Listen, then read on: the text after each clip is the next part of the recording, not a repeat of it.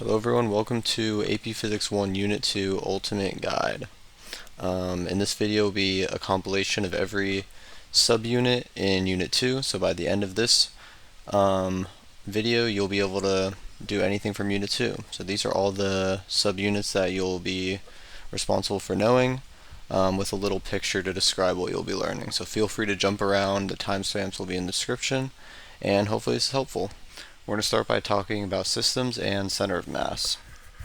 So you may have heard this word system before in your physics problems, where it says something like define the system as the ball and the earth. And it's important to understand what does it mean when you define a system, and how does, when you have to choose your own system, can help with help make the problem easier. So if we have just a simple example, let's say we have a block sitting on the ground, you could define the system as just the block, and so your system would just be the block here and not the ground. So there would be some interaction between the ground and the block. And so another example would be if you had two blocks right next to each other. If you're doing a problem with this, you could define each block as a separate system. And let's say you have like a force applied to it. If you were to define the system as each block separately, you would have to analyze like what happens at this interaction point right there. But if you define the system as both the blocks together, you can treat it as basically one object and deal with it as one object, so you don't have to worry about these little interactions. And so let's talk about different types of systems. So if we have an open system, that means it can exchange energy with the surroundings. And a closed system does not, or we'll say cannot. So an example of this would be, let's say we have a ball that's falling towards the ground. If we define the system as just the ball, this would be an open system because gravity is pulling down, and so gravity is changing the energy of this ball. But if we were to define the system as the ball and the earth, then gravity is happening within the earth ball system, so this would be a closed system because we're including the earth. Alright, so let's talk a little bit about equilibrium. So equilibrium is when a system doesn't change over time. So what does it mean to not change? So let's start with a block stationary on the ground, velocity equals 0. At this point, there's a force being pulled down, as we'll learn, by gravity, and we have a force going back up from the ground, but the box is not moving, it's not accelerating, so this would be in equilibrium. Another example is if we have, let's say, a box sliding this way at some constant velocity, where acceleration equals 0, this would also be the system not changing if we define the system as the block in this case. It's moving at a constant velocity, there's no acceleration, so it would also be at equilibrium. So these would both be at equilibrium. But if we had a box on the ground that's being pushed with a force and it's accelerating and also has a velocity that's this way, then this would not be at equilibrium because the block has some acceleration and its velocity is changing. So that's kind of how we'll define equilibrium. Alright, so let's talk about center of mass. So the center of mass of a system can be defined as we'll say, let's say x in this case is equal to the sum of all the masses in the system and their positions in a system, divided by the total mass, or the sum of the mass. And so this would be true for the x direction, but this could also, you could also substitute x for y and say the y center of mass is equal to the sum of the mass times the y over the total mass. So you can do this in the y direction. If you were in 3D, you could do this in the z direction. But it's important that you do these separately to find your coordinates of your center of mass. But for this, we'll mostly just be looking at one direction. And if we want to find the center of mass, or the velocity of the center of mass, we could do it in multiple ways. We could either say the change in x of the center of mass over the change in time is equal to velocity center of mass. And this is kind of the same thing we did with change in distance over time gives you velocity, right? And then, but it may be easier to instead look at each individual velocity and solve for it that way. So we could also solve for it saying the sum of the masses times those velocities over the total mass. And so if you are given the center of mass and how it's changing, you could use this way to solve for center of mass, or if you're given a bunch of different objects with velocities, you could solve for it that way. And also just note that you can find the acceleration center of mass using this same sort of formula, saying mass times each acceleration over the change in mass, or the total mass. You probably won't see this on any questions, but if you ever needed it, you could follow the same formula to solve for the center of mass acceleration of a system. So let's look at looking at center of mass for these objects here. So if we wanted to find the center of mass, let's say these were solid. We'll just say they're 2D objects to make it easier. What if we wanted to find the center of mass of this? So we could infinitely make little small bits and look at every little atom in here and add up all the masses in the x direction, the y direction, and we would find our center of mass. But we can also use symmetry to find the center point of this point, and that will be the center of mass. And sometimes we'll denote the center of mass with this little symbol looking thing here. And so we can use symmetry to find where the center of mass would be. And so the same with the circle, the center of mass is going to be right in the middle if we're assuming these are uniform objects. If there was like more mass on the top, then this would be higher. But if we're assuming uniform mass, then it'll be in the center where symmetry is. And so we can do the same thing on the triangle here.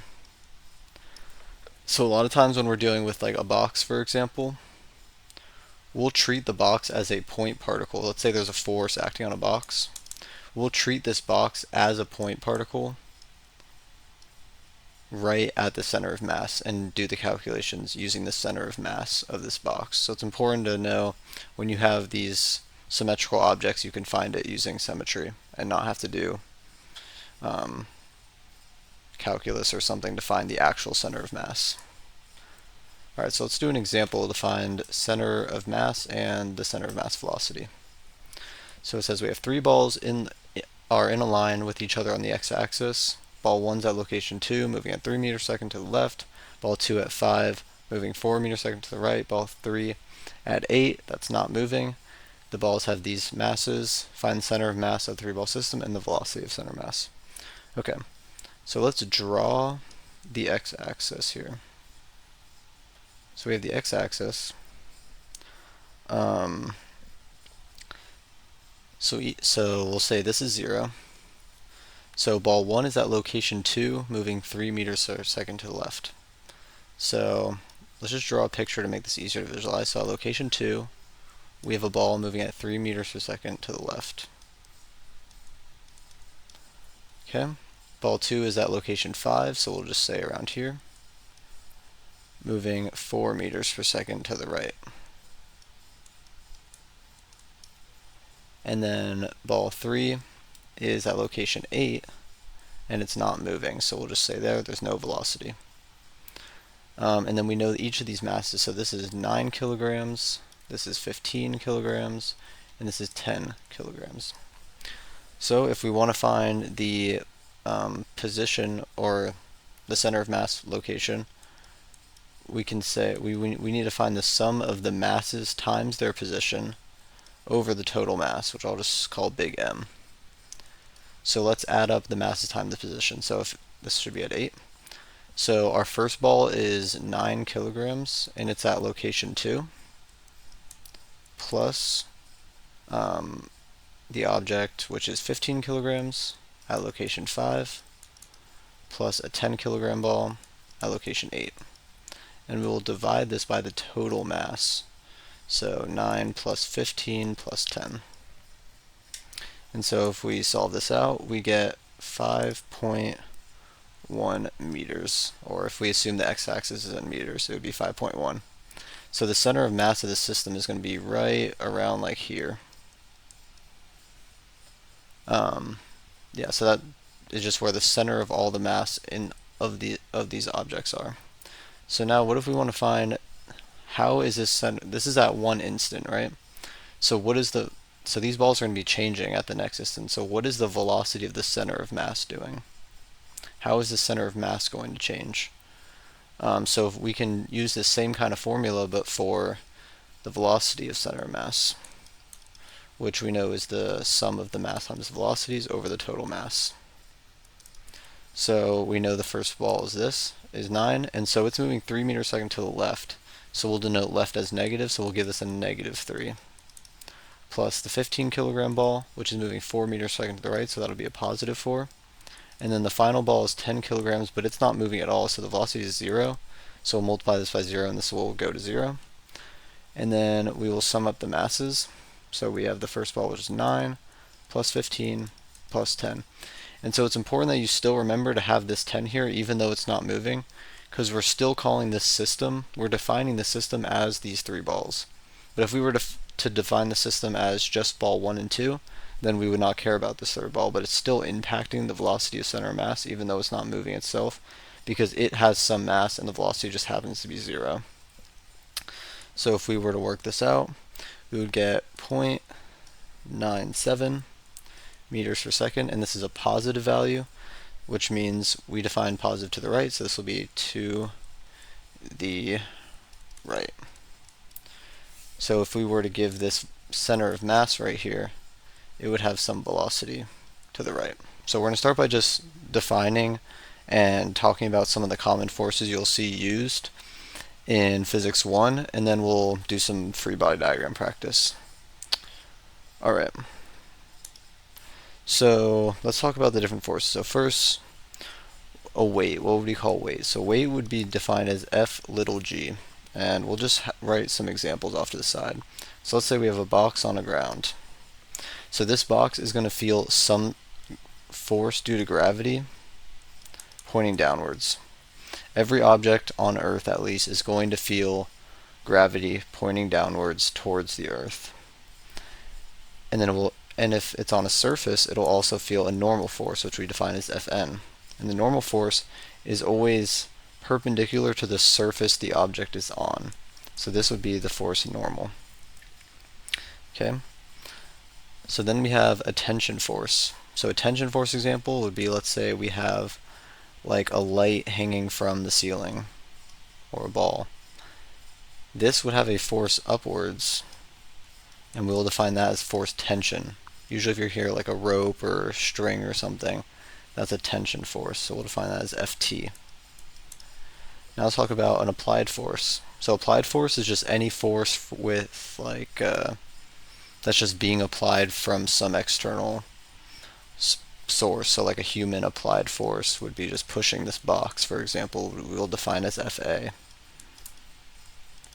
Friction force is always going to be in the opposite direction of motion. So if this box is moving in this direction, there will also be some friction forces in the opposite direction, slowing down the box or resisting that motion. And we'll define that as F little f.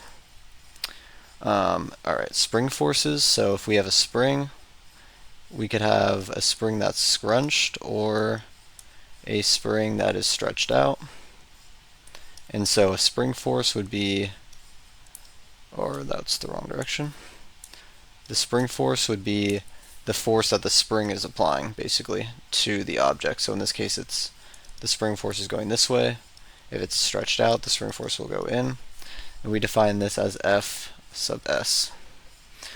Alright, resistive forces, basically any other like resistance force, like if you're, skydiving out of a plane and you're falling down like this, you still have your Fg, but you also might have some air resistance, which we'll just define as Fr, as a general resistive force.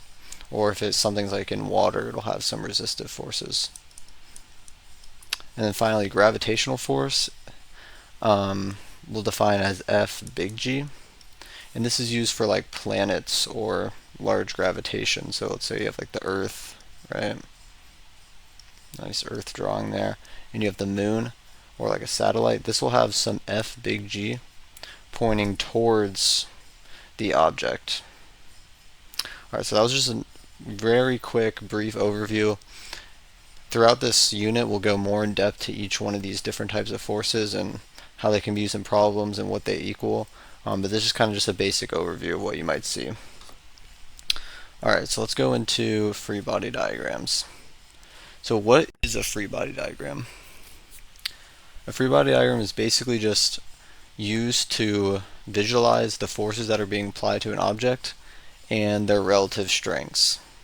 And using that free body diagram, we can determine if the system is accelerating or is it at equilibrium and not either a constant velocity or not moving. Okay, so let's draw the free body diagram for a box on the floor. And for these, I'll just start by drawing the picture just to kind of get a better idea of what we're looking at. So we have a box on the floor. Now if we draw the free body diagram, I'll draw it off to the side so it doesn't get in the way of the drawing, or the drawing doesn't get in the way of the diagram. So in this case, we know that every object will have some force going down, call it Fg, or that's the wrong Fg. Usually we'll use a little g for objects on the Earth, and there will be some normal force, Fn. So in this case, this box is not accelerating.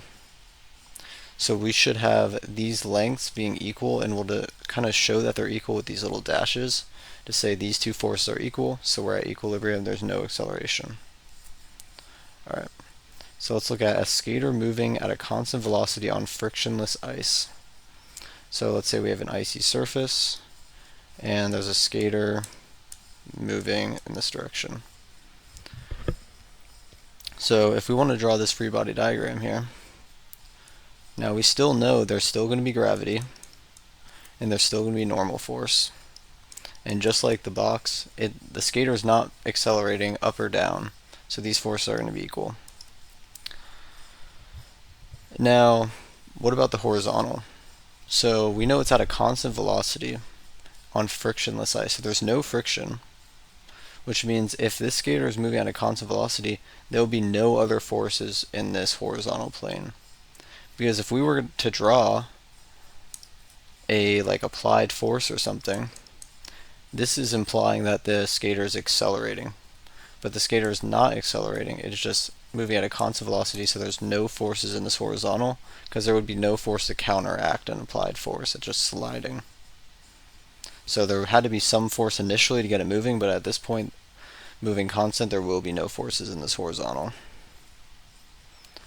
Alright, we'll have a light hanging from the ceiling. So it's a pretty simple example. A light that's hanging from the ceiling. So there's still some force due to gravity. But now we wouldn't necessarily say this is a normal force, because it's not on a surface, but something has to apply a force in the opposite direction because we know this light is not moving. And we'll call that a tension force. Since something is hanging, we'll usually define it as tension. And so these forces will be equal because this light is not accelerating in this direction. And it also has no force in the horizontal because it's not moving in that direction. There's no reason to have a force there. Alright, so now we have a heavy box being pushed on the floor with friction, but it's not moving. So let's say you have a big box, right? And someone is pushing on this box. But the box is not moving. The velocity equals 0. So let's do our verticals first, since we know those pretty easily. So we have our force due to gravity, our normal force, and these equal because it's not accelerating up or down. And so now, in this case, even though the box is not moving, there still is a force being applied to this box. So there will need to be a force applied in this direction. Oops. There needs to be a force applied in this direction. But since it's not moving, there must be some force that's in this direction to counteract this pushing. And why is the box not moving? Well, there must be some friction on the ground that's causing this box to move. And since it's at a constant velocity or 0, these forces are going to be equal. And I'll put 2 dashes to show that these are equal, but they're not necessarily equal to the vertical forces. Alright, so now we say a box being pushed on the floor with friction at a constant velocity. And we'll leave this up here. So now in this case there's just some velocity. So we have the same situation where someone is pushing a box, but this time there is some velocity. I should move it down. So we know the vertical direction is not going to change. We still have this force due to gravity, force normal. But now what do we have? So we still have this applied force here. Force applied. And so it says the floor has friction, but it's moving at a constant velocity. So we know there will be some friction in this direction. But since it's moving at a constant velocity, and so that means the acceleration is equal to 0. These are still equal, but these will also be equal to each other, not necessarily the y direction. And notice that these two free body diagrams look exactly the same, even though one is not moving and one is moving. It's just a different velocity. In this case, the velocity just happens to be 0. And so the friction is only going to account for how much force is applied. So you could apply 1 Newton of force and 1 Newton of friction will result from it, or you could apply 10 newtons of force and 10 newtons of friction will result from it, as long as it's not over the force that the friction can hold, which in this case it is, and you're applying just the right force to keep this at a constant velocity and not accelerate it. So now let's have that other case where we have a box being pushed on the floor of friction while accelerating to the right. So in this case, the box is being pushed, but there is some acceleration and velocity. So let's look what that looks like. So we still know the x and y, the y direction, the gravity and normal force. These equal each other. Nothing changed there. But now we have some applied force here. And now there is still some friction, but now it's being pushed over what that friction can hold, basically. So this is less because we know it's accelerating, which means this friction is going to be less than the force applied because there is some net force. And the main thing is now this is not at equilibrium because there's more applied than friction, and this is not a balanced force diagram. And that makes sense because there is some acceleration in the system. Alright, let's do another example here. So we have a wagon being pulled at an angle, moving at a constant velocity. So we're going to define our system here as just the wagon. So we have the wagon being pulled. So this is where things get a little bit more tricky. So we still have a force due to gravity going down. But now there's this force applied at this angle here. Like this. This is the angle that the force is applied at, we'll say. Now there's still going to be some normal force, but since this force applied is going up, it's also going to aid this normal force, and it's not going to feel as much force. If you think about when you're pulling something at an angle, the more you pull up, the less heavy it'll feel on the ground. So you'll have some normal force like this. And then it's moving at a constant velocity, and we'll say if it's rolling there may not be friction, but we'll just assume it's sliding actually, so maybe this should be like a sliding wagon or something. So we'll say if it's moving at a constant velocity, it's being pulled, there must be some friction if there's an applied force. Otherwise you would pull it and then no longer apply this force. So we'll say there is some force friction here. The question should be worded a little bit better probably. So in this case, we can't say that any of these vectors necessarily have equal magnitudes. But since we have this 2D vector, we can break it up into its components and get the FA in the x direction and the FA in the y direction.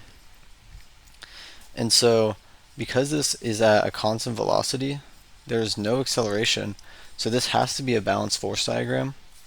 So for this diagram to be balanced, this force due to gravity, and this is just magnitudes here, this force due to gravity must equal the force normal plus this force applied in the y direction. And similarly, the force of friction must equal the force applied in the x direction. So these two are equal, and this is equal to these two vectors being added. Alright, so that's important to kind of understand how this applied force at an angle changes the normal force. And now this last example, which you'll be bound to see at some point, is this box on an incline. So we're still going to have this force due to gravity, and I'm going to draw it on here first. So we're still going to have this force due to gravity coming down. But in this case, the normal force is not going to be straight up, because it's always perpendicular with the surface it's on. So the normal force will be coming out this way. And we know this box is not moving, so there must be something holding it from sliding down, and that would obviously be the friction. So if we were to draw this up here on the side here, we would have a force due to gravity, normal force coming out this way, and friction coming out this way. And so you could break up these into their components. But what a lot of times will make these calculations with these boxes a lot easier is actually to change the plane that you're working in. So what you'll actually want to do is you can set your plane like this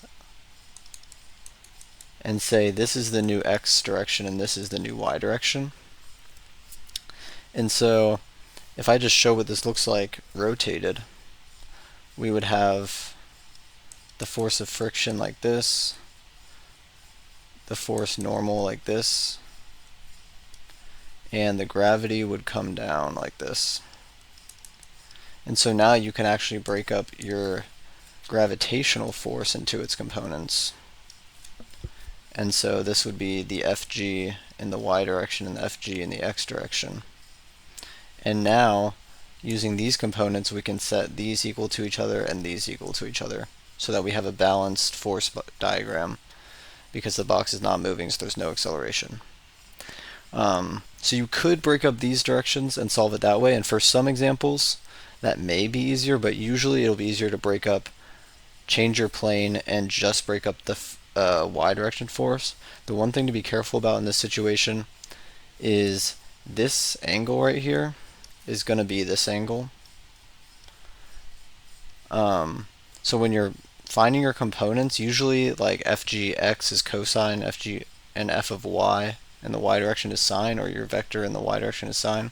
In this case, it's going to be different because your angle is now off the vertical. So that's something to keep in mind. And when we do an example problem with this situation, you'll see that in more detail. But it's important to draw a good free body diagram first, so that you can solve will make the problems way easier. Alright, so that's all the free body diagram practice that I have. Keep doing more practice. Make sure the biggest thing to remember is if there's no acceleration, your forces must be balanced, and there must not be some extra force, otherwise there must be an acceleration. So if you keep that in mind and draw your force body diagrams correctly, it'll make the force balance questions much easier. So you've likely heard at some point that every action will have an equal and opposite reaction. And that's basically what the third law is saying. But what does that actually mean? So basically means that any force that acts on something will have an opposite force pushing back. So every force occurs in a pair. So the force A on B equals the force B on A. So for example, if you had like a box here and you applied a force to it, the box would feel this force, but the box would also act a force in the opposite way on like your hand from the box, and you would feel that force on your hand there. So let's do an example where we draw the force pairs in a situation. So we have a box which is on like a table on the ground, and that's what these little dashed lines showing. It's the ground, it's rigid. So what are the forces that we'll have? So we'll call this, I'll denote like the table as T, the earth as E, and the box as B. So we'll just see like this is the box B, this is table, and then this is the earth. So first of all, we'll start with what interactions does the box have. So the box will apply a force of the force of the box on the table. So force due to the box on the table, and as a result, the table will apply a force to the box, and these will be equal. Now this box also has an interaction with the Earth, even though it's not directly on it, which is from gravity. So the box, and in this case it's going to be different because in this case the box is being pulled down by the Earth. So the Earth is applying this downwards force on the box. And even though it's hard to kind of visualize this, but the box is also applying a force on the Earth upwards. The Earth is being pulled up by this box. And the reason the Earth isn't moving upwards is because the Earth is so much larger than this box in mass that you're not going to see this force, but there is an equal force pair happening there. Okay, so now let's do the table. So the table is going to apply a force on the Earth.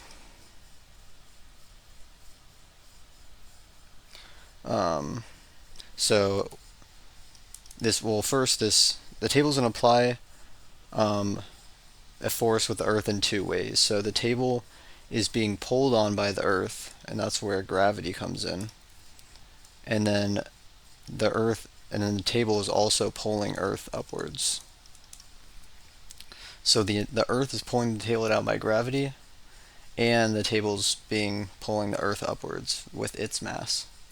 But now it's also going to have this contact interaction at these points here. There will be some contact forces. So the table will push the Earth down as well, and the Earth is going to push back up on the table like this, and these are equal. So when we're talking about these interaction forces right here, which is like this one right here, and this one over here, this is where this would be like the gravitational force or the weight, and then this would be the normal force pushing back up when we're drawing like a free body diagram of this situation.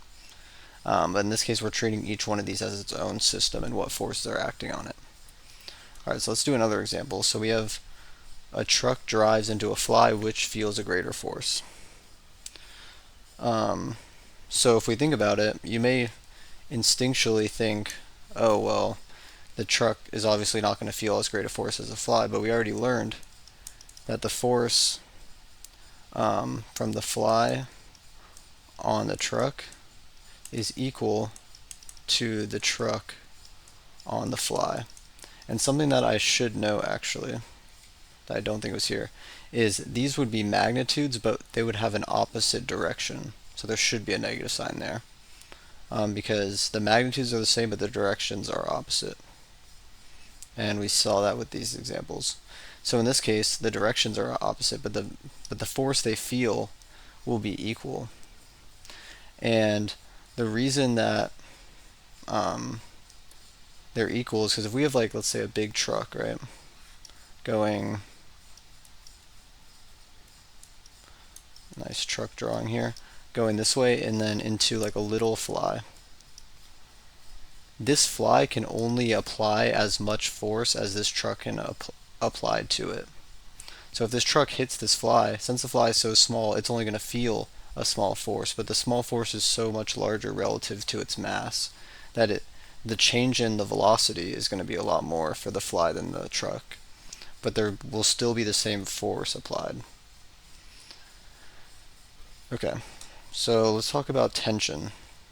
So when we're talking about tension interactions, we can kind of use this third law to talk about what's actually happening. So if we have a light hanging from a pole, when we draw a free body diagram, we would just have the force due to gravity and the force due to tension. Now typically we're going to treat everywhere along this as the force tension at any point and say they're equal.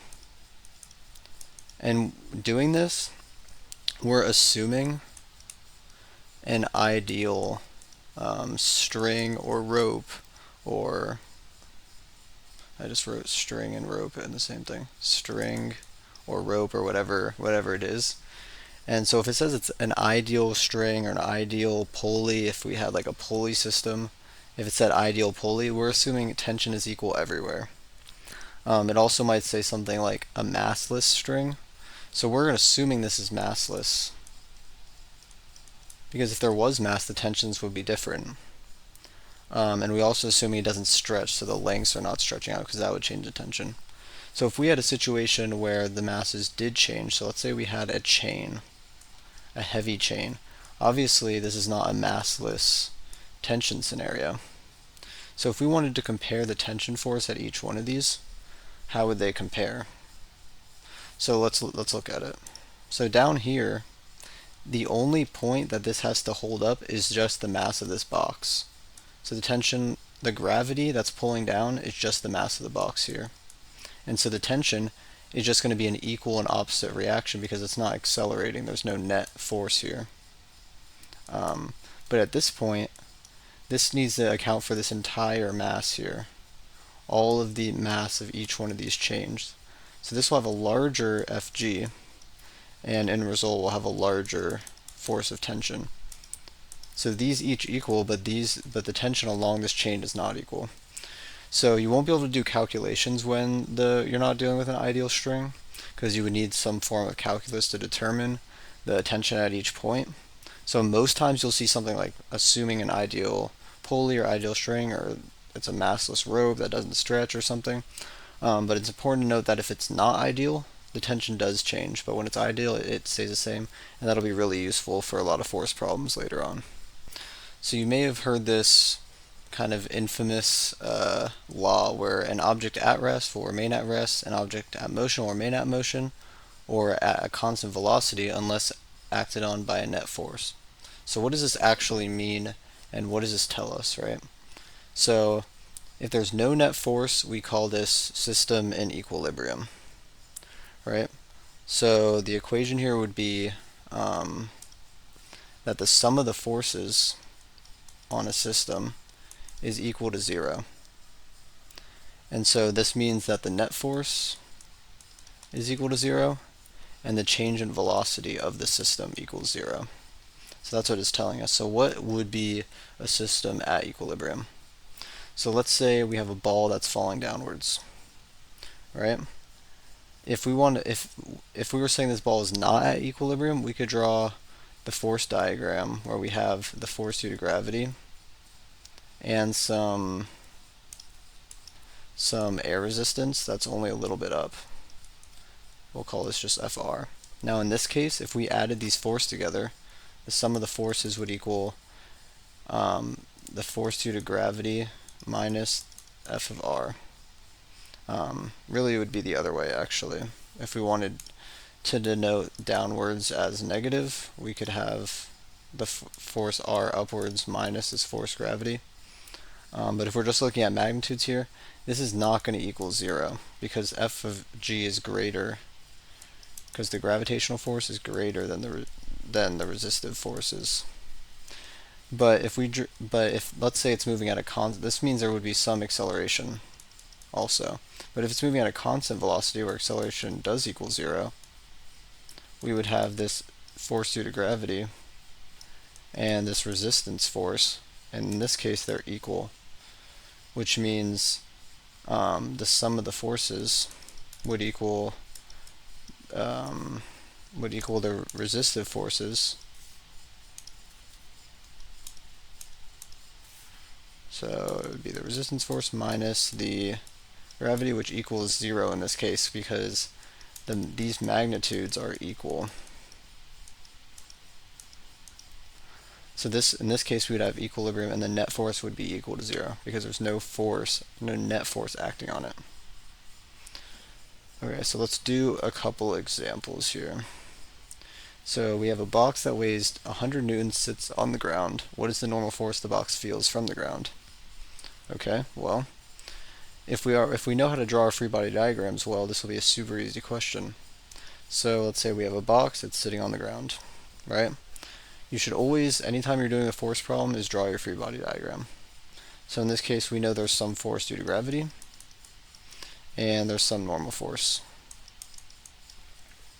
So we already know that this is not accelerating, and that this net force is going to be equal to 0.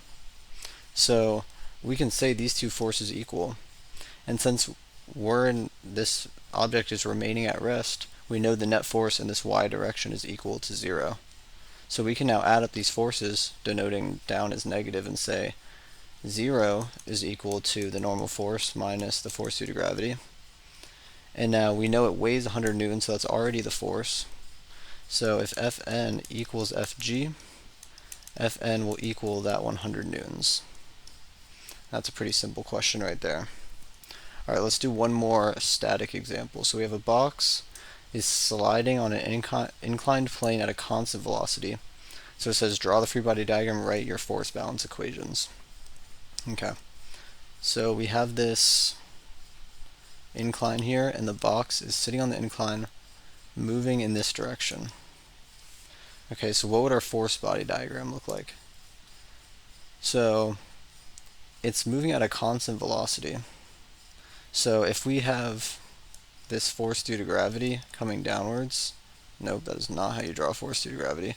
Force due to gravity is always straight downwards, and your normal force is going to come off of the incline. That's because normal force is always perpendicular to the incline, gravity is always downwards. And so if there was no friction, this is what you would have. But we know it's moving at a constant velocity. So in this case, there would be a net force, because there's some force going in this direction and some going in this direction. We know these equal, but there needs to be some force that counteracts this part of gravity to make it a constant velocity, so we know there will be some force of friction. Now what I always recommend doing here is if you have an incline like this, it's usually much easier to switch your plane. So what that basically means is change your x direction to this and your y direction like that. So if we were to redraw this force equation, or this free body diagram, we would have our normal force going straight up, our friction coming back this way, and our gravity coming like this. And so now we have our components of gravity, right? We have our Fg in the y direction and our Fg in the x direction. So we know these will be equal and these will be equal because we're at constant velocity, there's no acceleration. That means an object in motion will remain in motion in this constant velocity. Because if the velocity was changing, the motion would eventually go to 0 or infinity. Okay? So how are we going to draw these force balance equations? Well, we can start by doing one in the x direction and then one in the y direction. So in the x direction, we know we have we're going to start with 0 since we're at this constant velocity, and we'll denote the right as positive. So the force of friction minus this force due to gravity in the x direction, and that would be our equation. And then in the y direction, we have the same 0 because there's no acceleration, the force normal minus the Fg in the y direction. So if we wanted to break these components up, we have to do something a little bit unique. Is if we just call theta the theta of the angle, this angle will equal this angle. So yeah, we have this angle here. So using this angle, we can break up the force into its components. And we notice that even though it's the x direction, in this case it'll be sine because it's opposite of the angle that we're using. And it's coming off the vertical, and that's why it's opposite. So we would have Fg sine of theta, and on this side we would have cosine because it's adjacent to the angle, so we had Fg cosine of theta. So Newton's second law is simply the net force of a situation, which equals the sum of the forces, equals the mass of the system times the acceleration of the system. So what that is saying, if we draw a little picture, is we have some system of mass m, and there's some net force applied. So let's say this is the net force. If we wanted to solve for the acceleration of the system, we would say this net force F is equal to the total mass of the system times the acceleration, and we could solve for force over m equals the acceleration. So this system would have some acceleration in this direction. So if we had like a free body diagram of a box and there's some force applied and some, let's say like friction force, the net force would be equal to the applied force minus the force of friction, and this would be equal to the total mass times acceleration. So note that this is for the net force of a system and not an individual force that you would see on a free body diagram. Okay, let's do a couple examples here. So we have a rope is attached to a box and sits on a frictionless floor. The rope pulls at an angle to the right as shown below. Derive an equation for the acceleration using only the variables that are in the picture. So we can only use F, theta, and m. So first, before we do anything, we have this picture. Let's draw what the free body diagram of this would be. So we know there's going to be some gravity, Fg, and some normal force, Fn. And then we have some applied force at this angle, Fa. So we talked about this a little bit in the free body diagrams video, but it's important to make sure you're drawing your free body diagrams correctly to reflect what's actually happening. And we'll see that when we start writing the equations. So we know we'll have some applied force in the x direction and some applied force in the y direction here. So let's write out our equations for each direction. So in the x direction,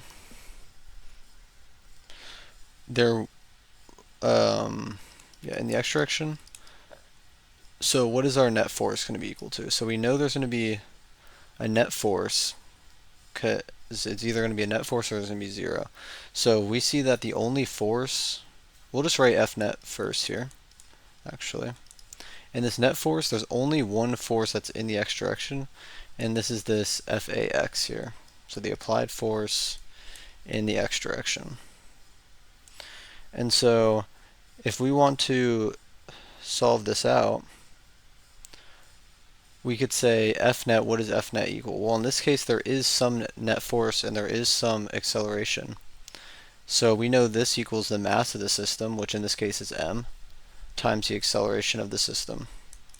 And this Fax, this right here is going to be our theta. So we can solve for our x using cosine, because it's adjacent. So Fax is just Fa, or F, since the picture gave us just F, cosine of theta. And so now we have all these variables, and we can simply divide mass out and get our acceleration derived like this. And so notice if we wanted to do the balance in the y direction, just as an example here, we could still say the F net equals the sum of the forces. And in this case, we have this force, and this force in the y direction. So we would have Fn plus Fay plus Fg. But in this case, this box is not accelerating up or down, so this F net would be equal to 0. So we would just set that equal to 0, and we could write the rest of our force balance. But to solve for acceleration of the system, we need to use the direction that the system is actually accelerating in. So we would use the x direction here. Alright, let's do part B. So if the mass of the block was reduced by half, how would the acceleration change? So we now have this generic acceleration equation for the system. So all we have to do here is say like our mass 2 is equal to 1/2 the original mass. That's what this is saying when it says reduced by half. So how would the acceleration change? Well, we can go ahead and plug this in as F as our acceleration, but this is m2, which we know from this equation is just 1/2 of m. And so if we were to pull this 1/2 out, since it's divided, it would be 2 f cosine of theta over m. And this whole piece right here, all just equals A of the system. This just equals the A, and this is A2, I guess I should say. A2. So if we want to say what the acceleration would be in terms of the original acceleration, it would be twice the original acceleration. And that makes sense. If you're pulling something with the same force, but it's less heavy, you're gonna accelerate the system more. So let's do another one. So derive an equation for the normal force using the same given variables.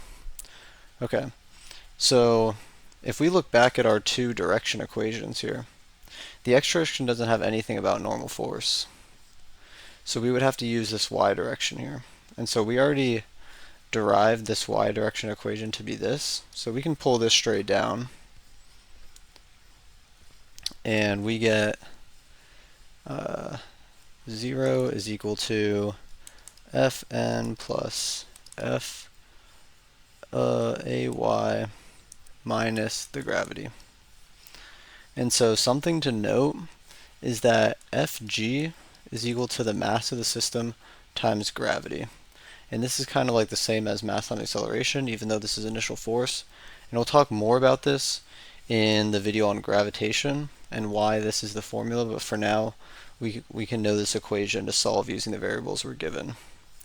So if we were to rearrange this equation, we have the normal force equals Fg minus Fay. And so if we use trig and our formula we just talked about, this Fg is the mass times gravity minus this F, and then since it's in the y direction, it will be sine of that theta, because it's opposite of the angle. Alright, let's do the next example. So now we have two blocks of mass big M and little m at rest on a frictionless surface. As shown, the blocks are connected by lightweight strings where a force F is applied to the right. Determine the acceleration given what both m's equal and the force that's given. Okay. So now we're not dealing with just one mass, we have two masses. So there's two different ways we can do this. And the first way I'll do it is treating each mass as their own system. And so we'll call this like system 1 and this system 2. And we need to determine the acceleration of this entire system, the entire situation, because both these blocks, since they're connected, are going to have the same acceleration. So let's draw out our free body diagrams for each of these masses. So we will have the first mass here with Fg1, Fn1, and these are equal. And then we know it's being pulled by the string like this. So we have Ft. And now let's draw this second one. So now we'll have Fn2, Fg2, and these are equal, but not necessarily equal to the first part. And now this has some force of tension going backwards by the string, Ft, and then also has this force F going to the right. So here's our two different free body diagrams. Now something important that this question says is that they're connected by lightweight strings. So typically when you hear something like that, that means that this is like an ideal string, which means that the tension is uniform throughout the entire string. And we talked about a little bit that in Newton's third law, talking about the little interactions, but when we're assuming this ideal string, we can say that these tensions are going to be equal to each other. And that's how we can relate these two blocks together. So we could write out our y direction equations, but really the normal force and gravity are not going to have too much effect on this situation. So we'll just write out the x direction equations. So let's write it for the first block first. So our first diagram in the x direction, all we have is the net force is equal to this tension, because there's only one force in the x direction. So we know F net of the first block is equal to this Ft. And so we know by Newton's second law that the net force is going to be the mass times acceleration. Now for this first one, the mass is this big M. So we'll say big M times acceleration equals this Ft. Okay, so now let's do it for the second block. So the second block, we have this force in this direction. Well, we still have a net force 2, equals the force that's to the right minus this force tension going backwards. So now we know this net force 2 is mass times acceleration, but in this case it's little m. So we have little m times acceleration equals this force minus Ft. So what are we trying to solve for, right? We want to solve for this A. And we already know big M, little m, and the force. So we know this, and this. But this force tension is what relates these two systems together. Because we know what force tension equals, and we have these two variables, so we can go ahead and plug this into here and solve for A. So we have little m A equals F minus Ft, which equals big M A. So once we have this plugged in, we need to get this acceleration by itself. So we can add this over and get F equals little ma plus big Ma. And we can say that once we pull the acceleration out, we get this, so then we can solve for the acceleration by dividing those total mass over. And we get little m plus big M. So now if we just go ahead and plug in the variables that were given, we will get this acceleration equal to 75 newtons over little m, which is 15, plus the big M, which is 20. So if we solve that out, we would get 2.14 meters per second squared. And so that's one way to do it, breaking it up into two blocks. But in this case, it's actually much easier to treat this entire two-block system as the system, saying that this is the system. So if we were to do that, we could draw a third free body diagram, and I'll do this down here, where in this case, we still have Fg and Fn as always, these equal, but now we just have the force applied. And so if we write out the x direction in this case, we get the F net is equal to F. And the F net is the mass times acceleration, but if we define the system as the two blocks, the mass of the system is big M plus little m times acceleration equals the force. And so if we solve for A, notice we get the same equation that we derived having broken them up. So this ends up being a lot more simple of an example than if we broke them up. But we'll see in the next example where breaking it up really is going to be more confusing because the blocks are at different places. But when they're connected like this, you're usually better off counting this whole thing as the system. But you can always break it up as long as you have some way of relating it. Okay, so let's do one last example. So in this case, we have a modified Atwood's machine as shown, and an Atwood's machine is basically just a pulley. Atwood really just said, that's my machine, I guess. And a block of mass m sits on the top of a frictionless surface with a string of negligible mass runs over a pulley of negligible friction, yada yada, basically saying that this system is ideal. So we're going to ignore the little interactions with the pulley and the string. And a little m is hanging on the bottom. And we have to determine the acceleration of the system, or the blocks. So because these are connected by the same string, the acceleration of these blocks are going to be the same up here and down here. Because the string is not stretching, it's ideal, right? So in this case, it's going to be a lot harder. We can't just say this whole thing is the system, because how are we going to determine what's pulling on the system, since this is this is being pulled by gravity, but this one's on a surface. So this time we're going to actually have to break it up. So we'll call this 1 and say this is 2. And so let's draw our two free body diagrams. So for case 1, we have Fg, Fn, and these are equal. And we also have this force of tension going this way. And then for our second scenario, we have Fg going down as well. But instead of Fn, since it's hanging from this string, we actually have Ft.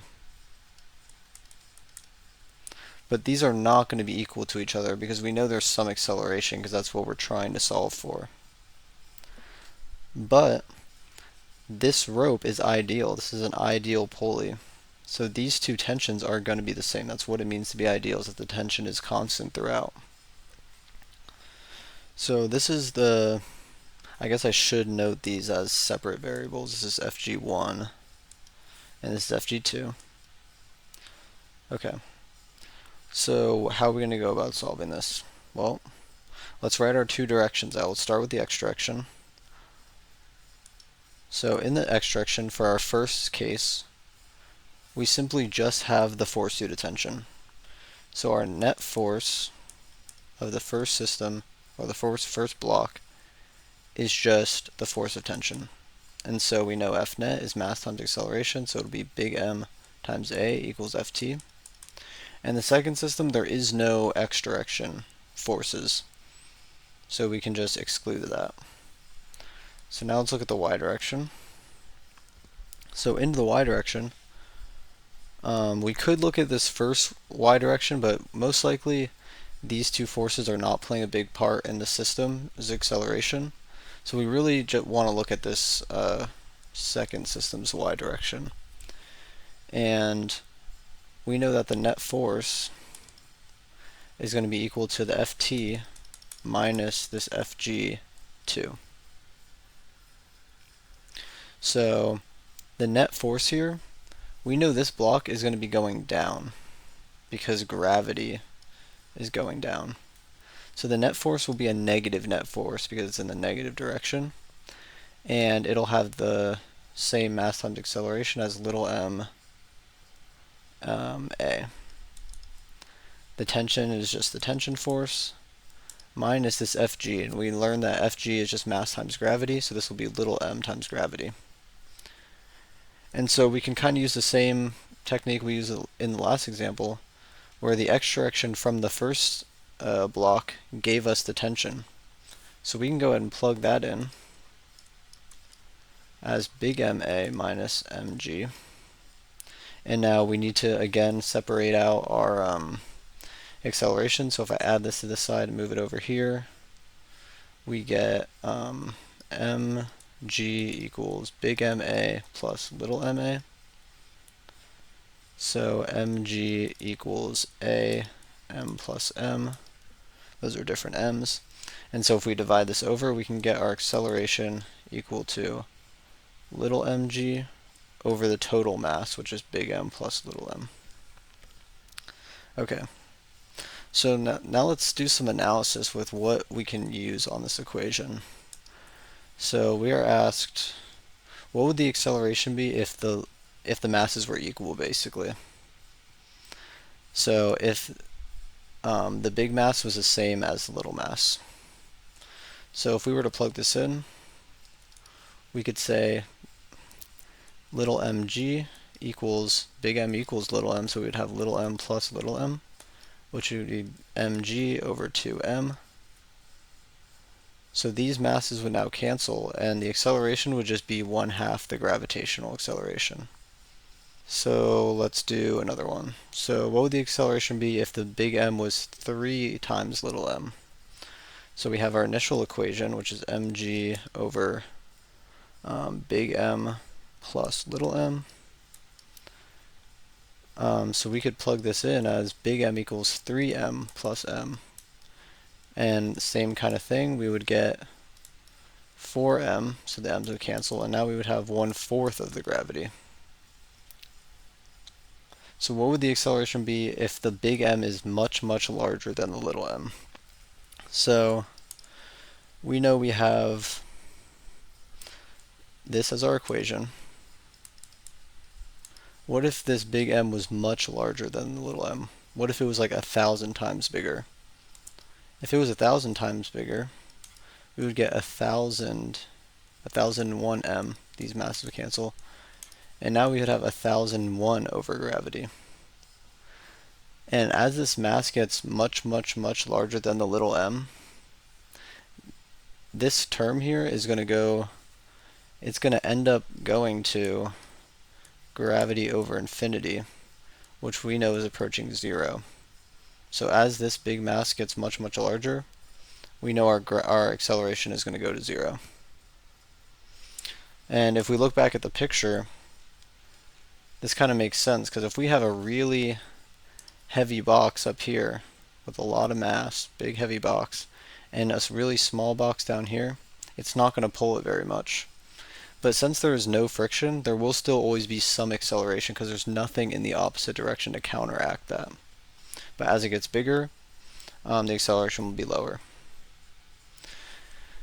And so that's kind of just showing a little bit of why you should always derive your equations first before plugging any variables in.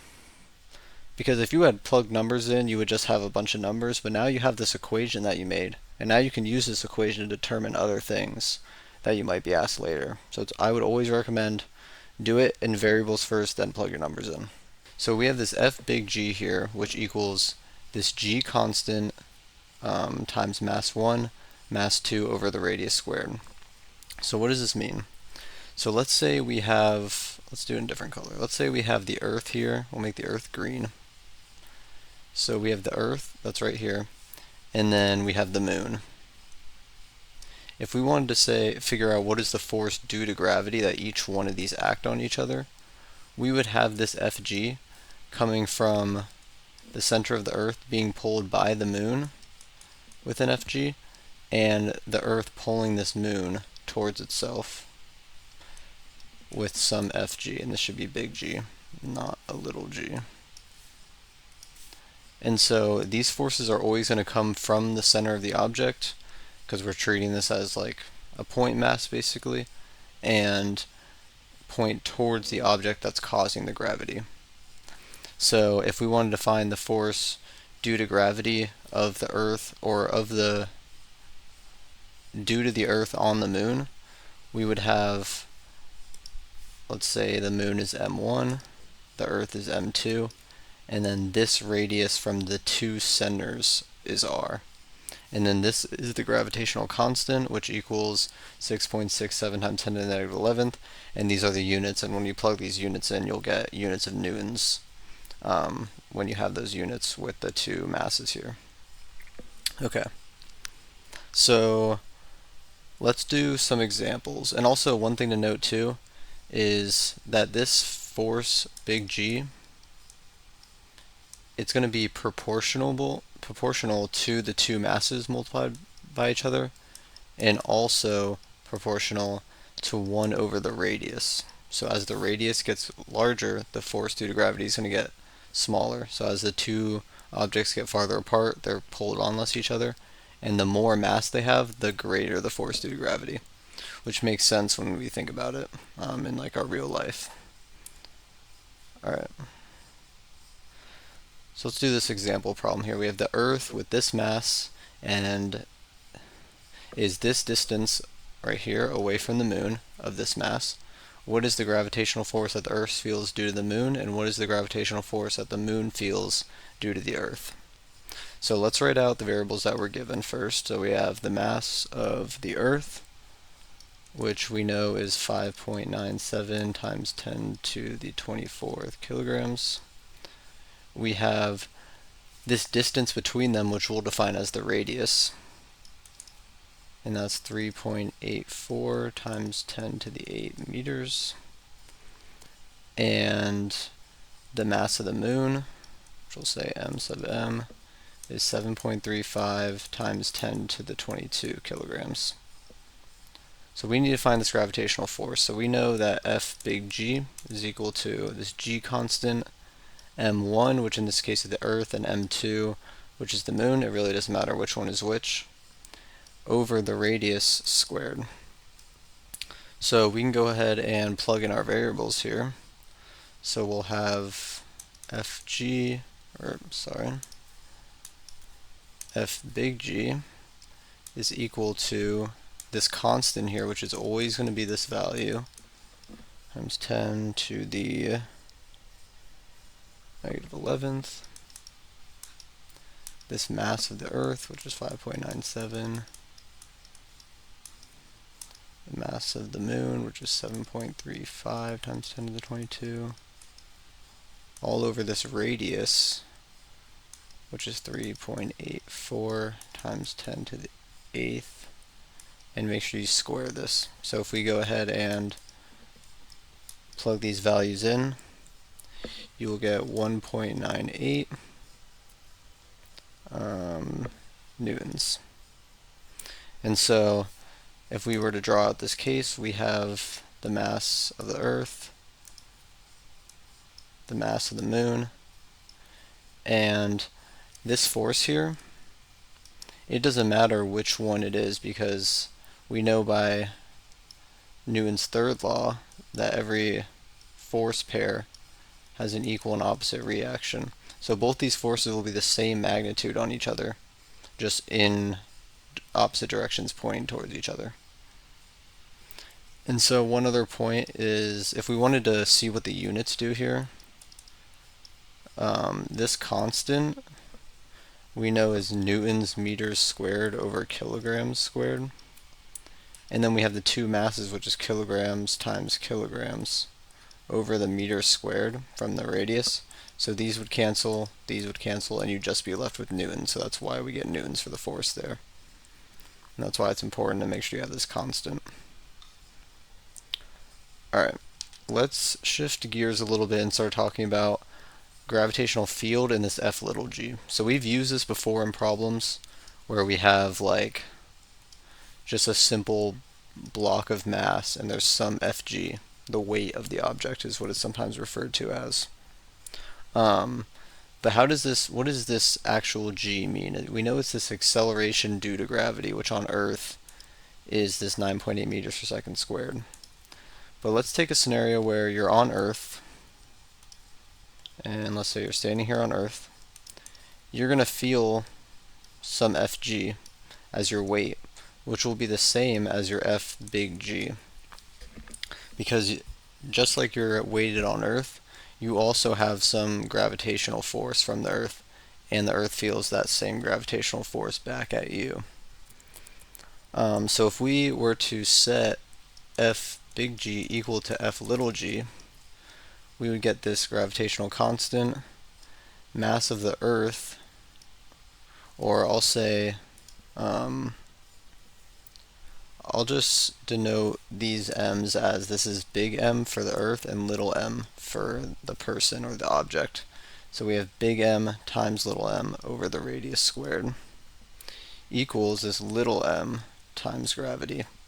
And so the mass of yourself or the object cancels out, and you'll get this gravitational field as g, the mass of the planet, or big M over the radius squared.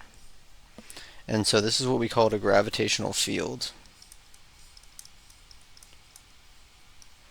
And this gravitational field will be different on different planets because there's a different radius of the planet and a different mass of the planet. And so this radius here is basically going to be the radius of the planet, because compared with the size of a planet, the distance from your center of mass to the surface of the planet is insignificant. Okay, so let's do some examples using this formula that we just derived here. Okay, so we have Bob stands on a planet that has mass m and radius r and a gravity g. If Bob travels to a new planet of 2m, how does the gravitational field compare? So we can say initially we have gm over r squared, right? And so now Bob travels to a new planet that has a mass of 2m. So if we have a new g, we'll say g2, that is equal to, let's say, m2 over r squared. we know this m2 is equal to 2m. So we can now plug this in and say 2m over r squared, which we can pull this 2 out. And we can see here that this whole thing right here is just this. So we would get that this new gravity is 2 times the gravity on the initial planet. So let's do another example. So we have Bob is on the original planet but has a elevation of 1/2 r. How does the gravitational field compare? Okay, so if we draw this out, let's say he's on this planet that we know is mass m and the radius is r. But Bob is standing over here and he's up another 1/2 radius. So if we call the initial gravity gm over r squared, now when we find our new gravity, we know that the new r, let's say r2, is going to still be this whole radius here plus this 1/2 radius. So we can substitute this back in, and when we substitute it in, we get r plus 1/2 r squared, which equals 3 over 2r, and this whole thing is squared. And so if we solve out, if we square this, we would get 9 over 4 r squared, and then we can pull this fraction out of the denominator and get 4 over 9 gm r squared. And so this is the initial value that we had. So we can see that these should all be the new g's. That the gravity now that they're above the surface is only 4/9 of the gravity original. So as you travel upwards, you have less gravity. So if you're at a really high elevation, you might feel slightly less gravity, but it would have to be quite a bit to feel any significant difference. So let's start with kinetic friction. So the kinetic friction, or the force of kinetic friction, is defined as this coefficient of friction times the normal force. So this force is the friction that is applied to an object that's in motion.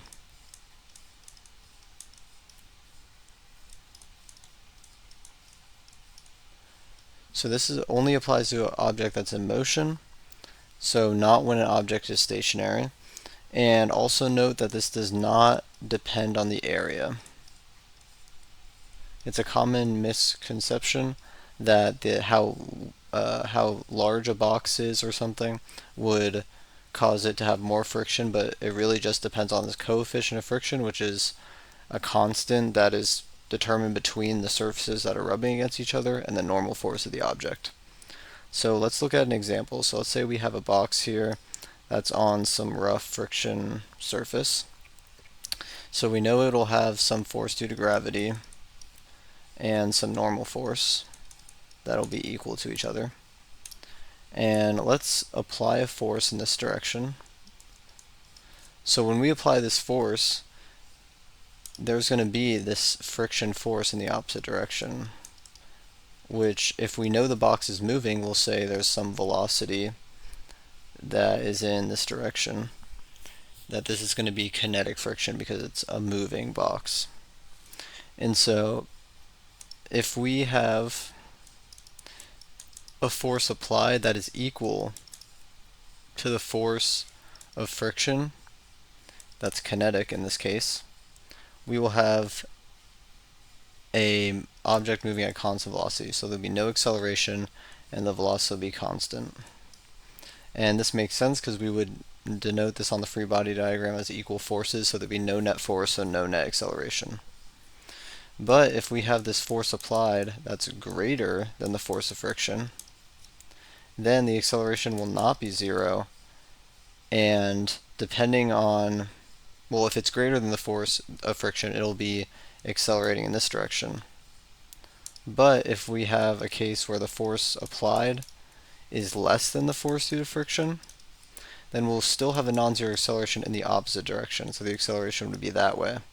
And this would be like if you pushed a box and then let go, there would be no applied force, but there would still be friction slowing the box down, which would mean there would be some acceleration. Alright, so let's look at an example of this. So we have a 95 kilogram box being pulled at a constant speed as shown. The force pulling the box is 275 newtons at an angle of 15 degrees. What is the coefficient of kinetic friction between the box and the ground? Alright, so we really don't have too much information here.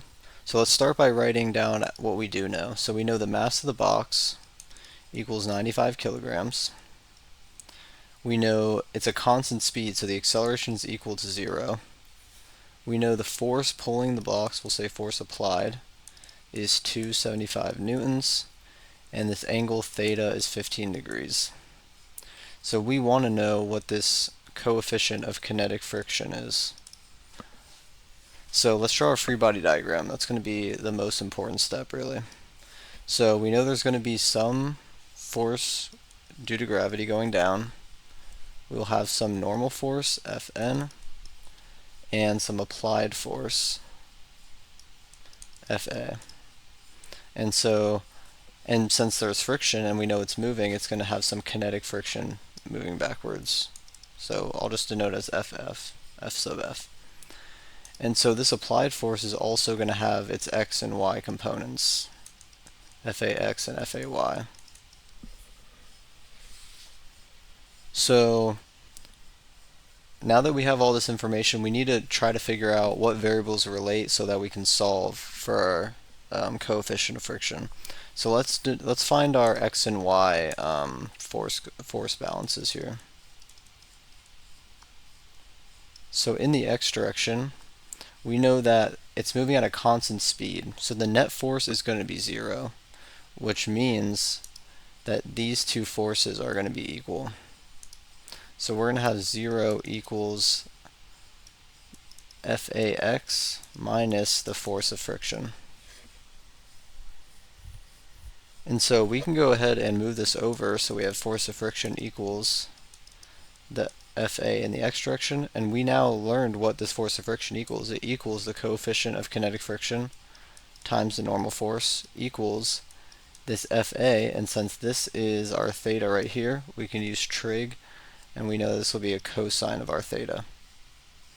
And so we know the applied force and the angle, we only need to find this normal force.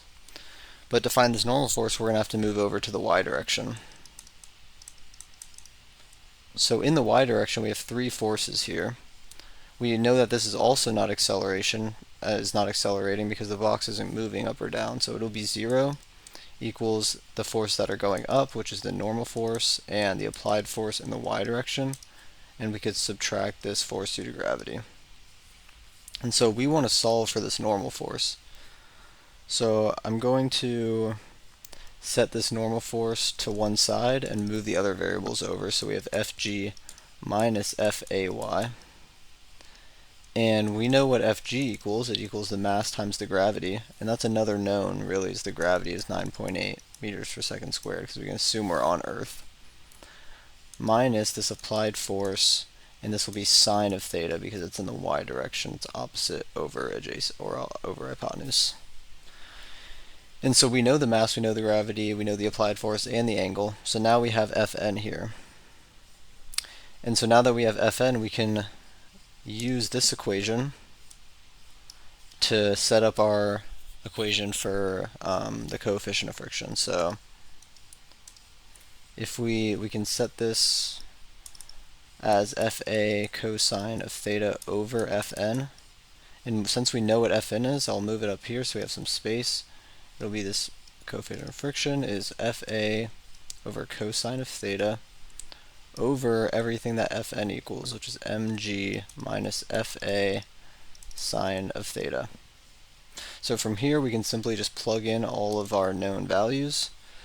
So we have 275 cosine 15 over the mass, which is 95 times 9.8 minus the 275 sine of 15 degrees. And so if we go ahead and plug those in, we'll get a coefficient of friction of 31, or 0.31. And know that this is a unitless quantity, so this does not have any units, and it should always be between 0 and 1. If you get something greater than 1 or negative, go back and check your calculations because something is wrong. But if it's between 0 and 1, it can be the right answer. So yeah. So now let's talk about static friction. So static friction has a similar formula, but notice we have that the static friction max is equal to the coefficient of static friction times the normal force. And so this applies to when an object velocity equals 0. It's not moving. So if the object is not moving, the static friction must come from a force being applied. So let's look at a scenario here. So we have an object, and let's say we apply a force like this. So this force applied, and if we have friction here, there's going to be some friction force in the opposite direction. And so we can say the velocity equals 0. Now, if this is not the max force, we have the force of friction is equal to the force applied. But let's say you only apply a really small amount of force. Then in that case, this is not going to necessarily equal the force of the static friction coefficient times the normal force. This is only for when it's at the very max amount of force before the object starts moving.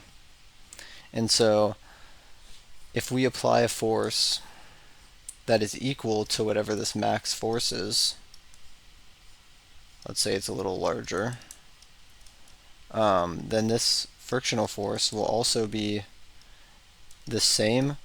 If it's at the very max, then the friction force is at the max point, which is the static friction coefficient times the normal force.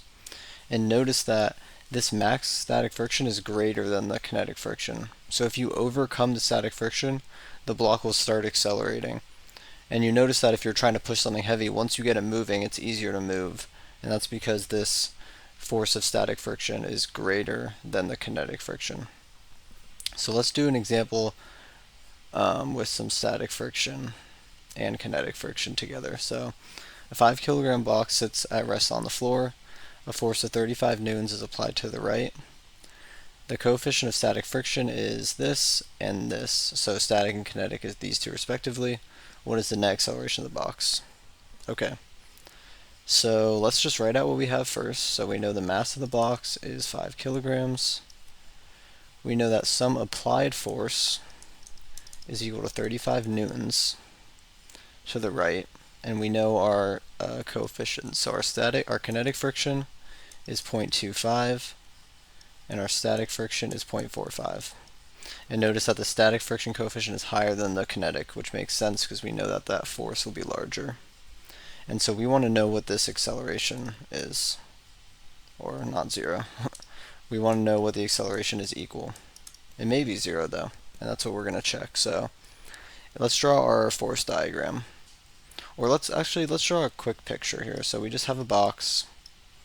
We know it's being pushed at this force, right? And we want to know, we need to figure out how much friction and what type to use. So now let's draw a free body diagram. So we know there'll be some Fg, which is going to be equal to Fn. There's going to be an applied force and some frictional force. But we need to figure out, should we use static or kinetic, because it doesn't tell us if the box is moving or not. So to determine this, we need to figure out if the force applied is greater than the max static force that it can feel. So let's first find what the max static frictional force is, and we know it's this constant times the normal force. And so if we break up this normal force, we know that these two are equal. So we know the force normal will equal, we know Fn will equal Fg, which equals mg. So we can plug mg directly in here. And now we have all these variables, so we can go ahead and solve for this. So 0.45 times the mass, which is 5, times gravity, which is 9.8, So this max static friction that it can hold will be 22.05 newtons. So this is the max that it can hold. But notice that we're applying 35 newtons of force, which means that it's more than the static friction can hold. Which means to find the acceleration, we actually have to go and solve for it, because if it was less than the static max, we would know that the acceleration would be 0 and we would be done. But we now have to solve for the kinetic friction, because we know that this is going to be a kinetic friction because there is some velocity and acceleration in this direction. But we actually don't know if there's acceleration yet, because we need to find the kinetic friction. So let's do that now. So if we can use the x direction, because the y direction we already kind of solved right here. So in the x direction we have some net force, so that'll be the mass of the system times the acceleration of the system, equals this applied force minus this force of friction, which is kinetic. And so if we plug in what we know for these values, we know that this will be the kinetic constant times the normal force. And as we've done before, we know that the normal force equals mg, and then we can just divide by the mass. And so now we have all these variables and we can solve for acceleration. So the applied force is 35 minus this 0.25 times 5 times 9.8 over the mass, which is 5, and that'll give us an acceleration of 4.55 meters per second squared. So what is the spring force? So the spring force, usually denoted as F sub s, is equal to the spring constant, which is determined by like the properties of the spring, and the change in x, which is how far the spring is off from its original starting point. So let's draw a little picture to talk about the three main scenarios. That's a really good line right there. So let's draw like a wall here. So let's say the spring is stretched out to its normal point. We'll say this is when the spring is not stretched at all. This would be x equals 0 along this dotted line here. So when the spring is not stretched at all, the delta x will equal 0, so the spring force here will be equal to 0. So this is what we call like the equilibrium position. So now let's say we have a spring that's being scrunched up like this. So in this case, the change in x is going to be this. So your force is always going to be opposite in direction to the change in x. That's why there's a negative sign here. So that means the force will be in this direction, and this will be your Fs. And so when this is at its maxed like scrunched amount, this will be, the velocity here will be equal to 0, and it'll start accelerating in this direction because that's where the net force is. And so then let's say we have a spring that's stretched out past this equilibrium point. At this point, the spring force is going to be pointed in the opposite direction of the delta x. Now this is the delta x, which if we want to give it a direction, it would be like this, or this time in this direction. So the force would be pointing back towards the equilibrium. And so the spring force is always going to point towards this equilibrium point. And so if we had a spring that was going like back this way and then oscillating back and forth, it would be at its max velocity when it's in the center, and it would be at 0 when it's on its two ends. Alright, so now let's do some problems to learn how to actually apply this concept. Okay, so we have a mass of 5 kilograms that's connected to a spring with a spring constant of 15 newtons per meter.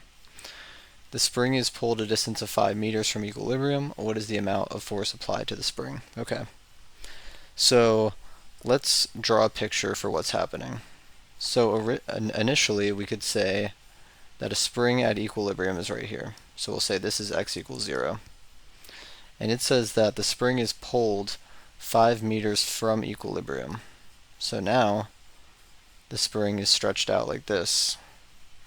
And we can say that this distance right here is the change in x. So what variables are we given? So we know the mass that's connected to the spring is equal to 5 kilograms. We know that the spring constant K is 15 newtons per meter, and the distance pulled, the change in x, is 5 meters. So we need to know what amount of force is applied to the spring. So let's draw a free body diagram here. So we know that there will still be some Fg and some Fn, and these are equal. But now we have the force that is pulling this, because some force is being applied to pull this box to move it from equilibrium. So there has to be some applied force here. And as a result from that, since it's attached to a spring, there will be a spring force in the opposite direction. So the spring is pulling back this way. So we can assume that the force is pulling it and the box is no longer moving. So we can say these forces must be equal because it's at equilibrium. It's not, or equilibrium as in the forces are balanced. So if we go ahead and write out our x direction equations, we would get that 0, because it's not accelerating, is equal to the applied force minus the spring force. And so if we move the spring force to the other side, we know that the applied force is equal to the spring force. And so we just learned what the spring force equals. It equals the spring constant times the change in x. And so usually this will have like a negative sign here for what the spring force equals. But since that's just direction, we just care about the magnitude of these forces, we can not have the negative sign in there. So if we go ahead and plug in now the variables that we know the spring constant is 15 newtons per meter and the change in x is 5 meters, so the meters cancel. And if we plug that in, we get 75 newtons as the applied force. Okay, so let's now do one last problem that's a bit more complex, and that will relate the x and y directions here. So we have a spring that is pulled with a force F a distance x from equilibrium on a surface horizontally. Okay, that's the first situation. And then we have the same spring is then hung from the ceiling and hangs vertically. What mass would cause the spring to stretch a distance y in terms of the given variables? Okay, so the first thing, let's go ahead and draw out our two scenarios. So first, we have a spring that is pulled a distance on horizontal. So we'll say this is x equals 0. So we know it's pulled a distance of f with a force, or distance of x with a force of f. So this is a force, and the distance it's pulled is a distance x. Okay, that's the first situation. And then we have the same spring is hung from the ceiling. So if we just hang the spring by itself, let's say it goes to here, this will be y equals 0. And so we know that if you attach a mass to it, it's going to be pulled down by the force due to gravity. So the spring will now stretch to, let's say, here. And we want to know what mass will cause it to stretch a distance of y. So we can call this distance here the change in y. And so that same spring force equation can be used in the y direction just as it is in the x direction. Okay. So what are the things, let's start with just looking at this first equation. Let's draw a free body diagram for it first. So we know we'll have Fg, Fn, and then we have this applied force, and then a spring force going back in the opposite direction. And so since it's being pulled and it's not moving, these will be equal to each other. So we know the spring force is equal to the applied force, right?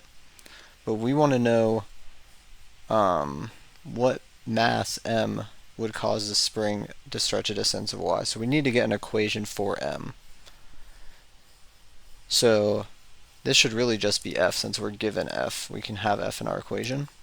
So if we break up this spring constant, or the spring force, we would get K times X, which is the distance it was stretched, equals the force, because we know the force equals the spring force. So now that we have this, we need to figure out how are we going to relate these two. Now since these are the same spring, they're both going to have the same spring constant. So if we know the spring constant is equal to F over X, we can use that later to solve for M. But we notice that M is not really in this equation, and we could find it in the normal force and gravity, but that's not really going to help us in this situation because we need to know how much it's stretched. So if we go over to here, and let's draw out a free body diagram for this situation. We obviously have our force due to gravity, and the force back up, this force back up is going to be the spring force. And so these are now equal. So if I'll write it over here, so we have the force due to gravity is equal to this force by this spring. And so this is the y direction. So Fg we know equals mass times gravity. And the spring force in this case is going to be that same K times y, which is delta y. And we want to know when it's stretched a distance of y, so we're given that variable. So now we know what the mass equals is K times y over g, but we're not given the spring constant in this example, so we can't have the spring constant in our final equation, but we know the spring constant equals the force times x. So if we just plug in the spring constant here, we get that the mass equals K, which is F over X, times y over g, and we can simplify this to just F times y over X times g. And that right there is what equals the mass. So by relating these two springs by their spring constant, we could determine how much mass would stretch this spring. And so when you're dealing with like two-dimensional stuff with springs, a lot of times the spring constant can be what relates to two equations. So first we're going to discuss period and frequency. So the period is simply how long it takes to make one revolution around a circle. So let's say you have a circle here, and you time how long it takes to make this one revolution. That would be your period. So it'll also equal, so it'll be the time over how many revolutions you make, which also equals 1 over the frequency. So the frequency is the amount of time it takes to go around the circle in a given amount of time. So that means if you go around the circle one time, how long did that take, basically? So it'll be the amount of revolutions in a given time, which also equals 1 over the period. Alright, so let's do an example of these. So a ball on a string is swung in a circle 10 times in 2 seconds. What is the ball's period and frequency? So we have 10 revolutions in 2 seconds. So we can start by solving the period or the frequency first, but I'll just do the frequency. So the frequency is the amount of times it goes around, which is 10, in the amount of time, which is 2 seconds. So this will be a frequency of 5 1/over seconds, which you may see this 1/over seconds as hertz. And then to find the period, you simply can just do 1 over frequency, which equals 1 over 5, and that'll be 1 over 5 seconds. And if you were to solve it with time over revolutions, you would also get 1 over 5. Okay, now let's discuss tangential speed. So the tangential speed is basically how fast you're moving tangent to the circle that you're moving on. So if we have a circle, and I'll try my best to draw a circle, your speed at any point here is going to be your tangential speed, in opposed to the speed that you're moving in the circle, but that'll be talked about in a later unit. So your tangential speed is the amount tangent. So it's equal to 2 pi r, which is the radius, over the period of your travel. So to derive this equation, we know that speed is the distance over time. So when it relates to a circle, the distance is one lap around the circle, which is the circumference, and the circumference equals 2 pi r, and the time to go around one circle is just t. And so that's how we get this equation up here. And then we can also solve it with frequency, and since we know frequency is just 1 over, or the period is just 1 over frequency, we can plug that in and get 2 pi rf, and that's how we get the second equation here. Alright, so let's do an example with tangential speed. So Bob runs around a track at a linear speed, or tangential speed, of 7 meters per second. He makes 5 revolutions in 100 seconds. What is the radius of the track he's running on? Alright, so let's write out what we're given. So we know we have a velocity of 7 meters per second and a frequency, which we're not directly given the frequency or the period, but we know he makes 5 revolutions in 100 seconds. So we can plug in our 5 revolutions here and our 100 seconds to get a frequency of 0.05, 1 over seconds. And so we want to know what the radius is. So we can simply use the equations that we just learned about to get the tangential speed equal to 2 pi r times the frequency. And if we divide everything over to get r by itself, we get the tangential speed over 2 pi f. And if we plug in the values that we know, we can solve for the radius, which in this case is 22.3 meters. Okay, now this last topic is a little bit more confusing, but it's the centripetal acceleration. Now you may be thinking, if we have a circle with a constant velocity, let's say something's traveling around this circle with a constant velocity or a constant tangential speed. Now the magnitude of the speed might be the same, but the direction is changing. So we know from the first unit of physics that if the velocity is changing, there must be some acceleration, but where would the acceleration be? So let's try to figure that out, right?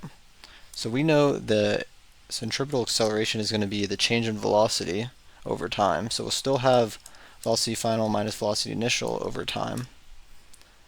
So let's take, so if we say like a 1 second increment, we know that the centripetal acceleration direction, since the times the scalar, is just going to be the final velocity minus the initial velocity. So let's try to use this picture here to figure this out. So we have a velocity going in this direction, and we'll say this is velocity initial, and then after 1 second it's changed to this, as we'll say this is velocity final. So if we draw these vectors out, we have the velocity final, which looks like this, and the velocity initial, which is just straight like this. So if we were to subtract these two vectors, we could draw the final vector first, like this, and then the initial vector comes from the head of the first vector, but in the opposite direction, like this. And we notice that this resultant vector is basically just straight down, and this is our centripetal acceleration. So at this point, the centripetal acceleration is straight down. And so if we were going to do this at every point, we would see that the centripetal acceleration is always pointed towards the center of the circle. So this centripetal acceleration causes this velocity to change direction as it goes around, and is always pointing towards the center. And something important about this centripetal acceleration is it's also changing. Even though the magnitude might be constant, the direction is changing, so we cannot use kinematic equations from the first unit of physics. We have to use a different way to determine the centripetal acceleration, which, if I scroll down here, we have 3 equations that we can use for centripetal acceleration that are basically saying the same thing. This is the main one right here. The centripetal acceleration equals the velocity or tangential speed squared over the radius of the circle. And we can simply derive these two formulas from this one up here. So if we have the acceleration is velocity squared over r, we know what this tangential speed is. We know that it's the 2 pi r from the circumference over the period squared over the radius. So if we go ahead and solve this out, we would get 4 pi squared r squared over t squared r. And so these two r's will cancel, and we'll get 4 pi squared r over t squared. And that is where that comes from. And we could plug in 1 over f for t squared here to get that equation. Alright, so let's do an example with this centripetal acceleration. Alright, so we have Bob rides a Ferris wheel with a radius of 5 meters. He has an acceleration towards the center of the Ferris wheel at 0.2 meters second squared. If he made 10 revolutions, how long was he on the Ferris wheel for? Okay, so as always, let's write down what are we given here. So we know the radius is equal to 5 meters.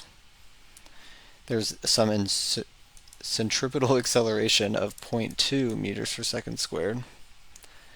And we know that he made 10 revolutions. And we want to know this total time, which I'll know as t total. So that doesn't necessarily mean we need to know the period, but if we know the period, we can use the revolutions to find this total time. So let's use that centripetal acceleration with the period in it.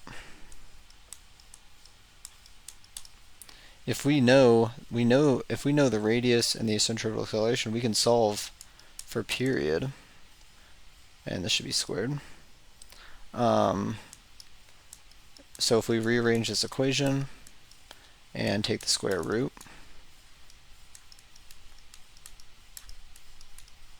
we can plug in the values that were given.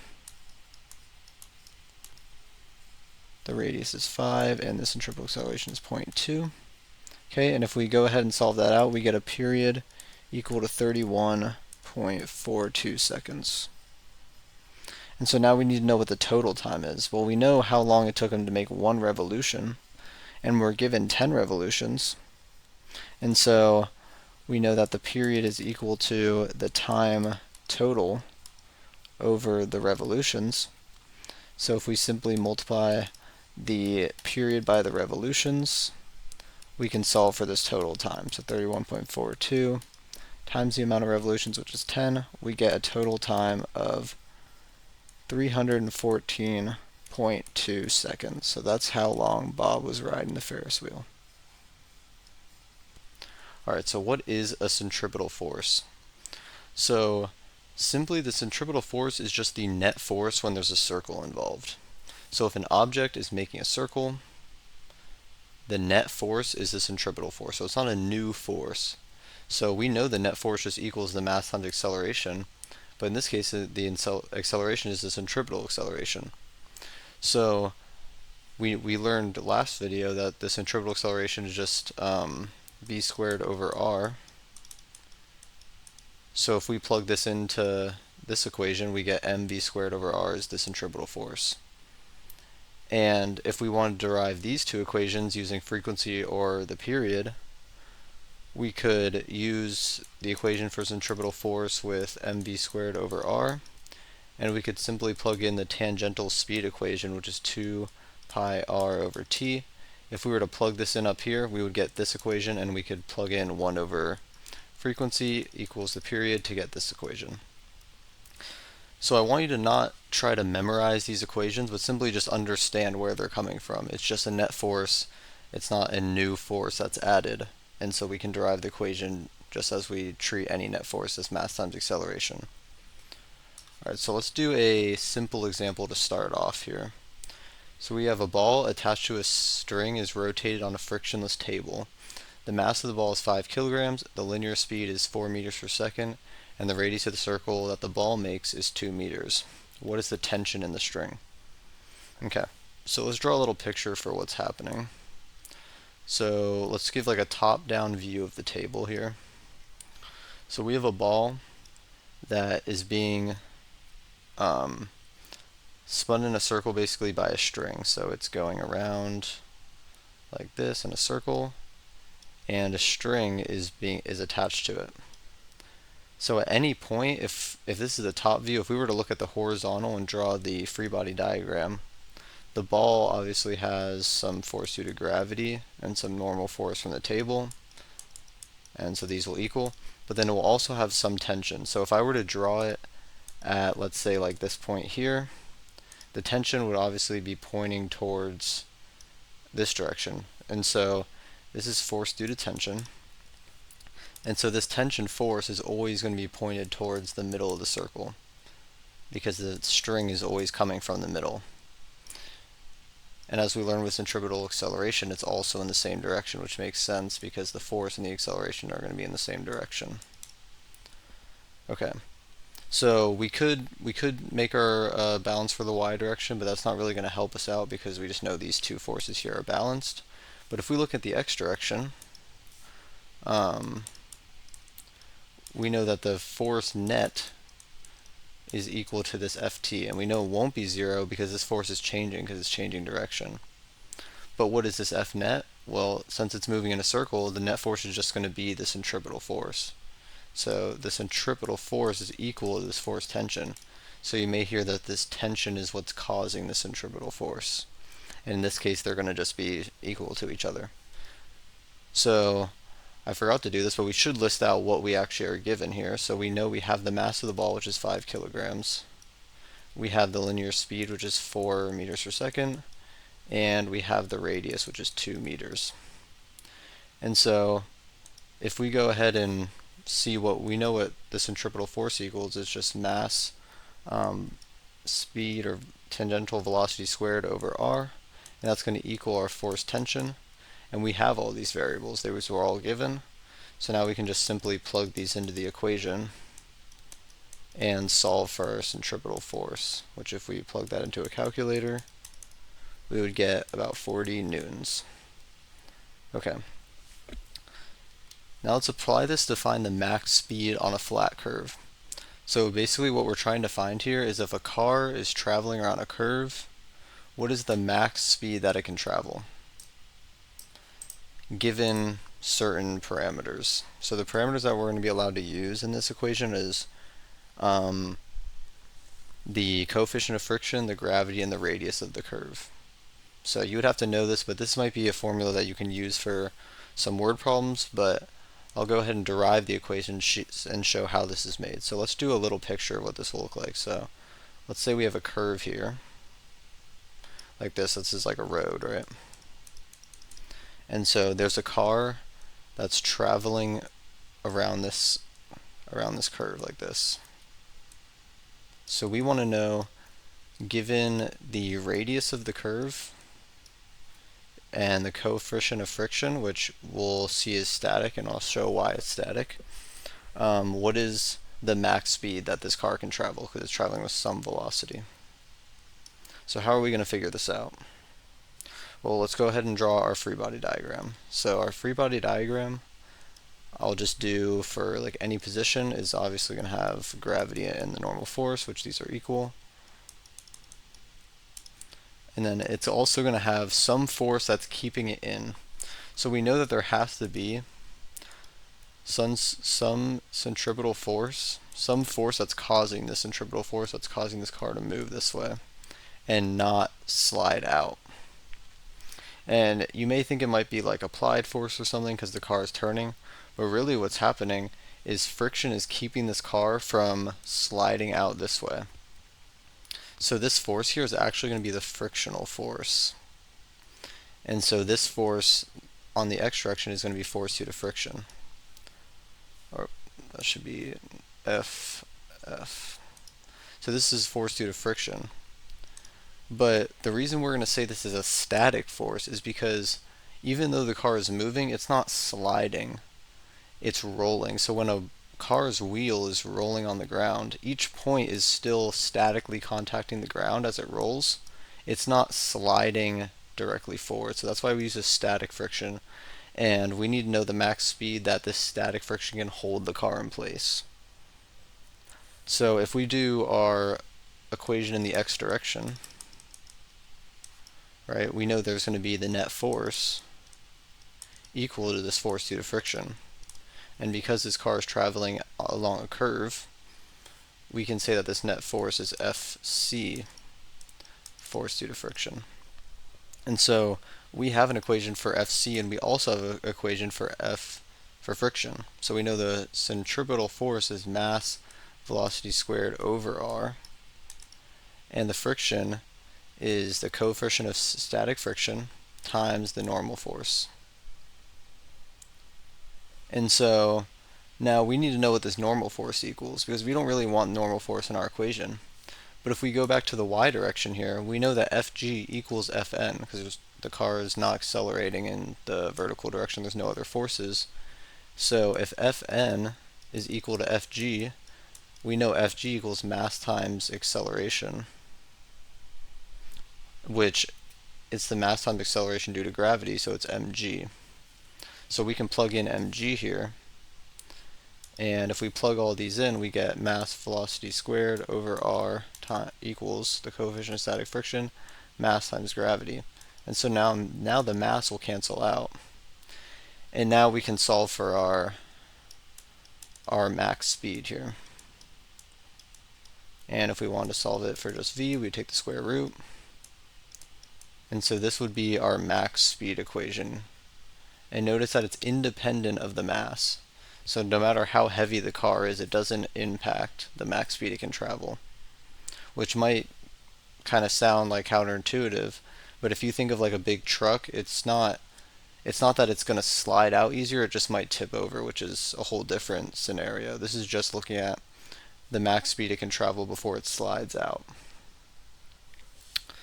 Alright, now let's do a very difficult question here. So we have a ball with a mass swings from a string of length L as shown below, so this should have length L. The ball makes a horizontal circle with a radius r, and the string makes an angle theta with the vertical. Derive an expression for the speed v with these variables. Only L, g, and theta are allowed to be in our equation. Okay, so we know this ball is traveling with some speed and it has some mass. So we can just say, yep, it says a ball of mass m, so we'll say this ball right here has mass m. And so we know it's traveling with some speed v, and we want to see what this speed v is in terms of L, g, and theta.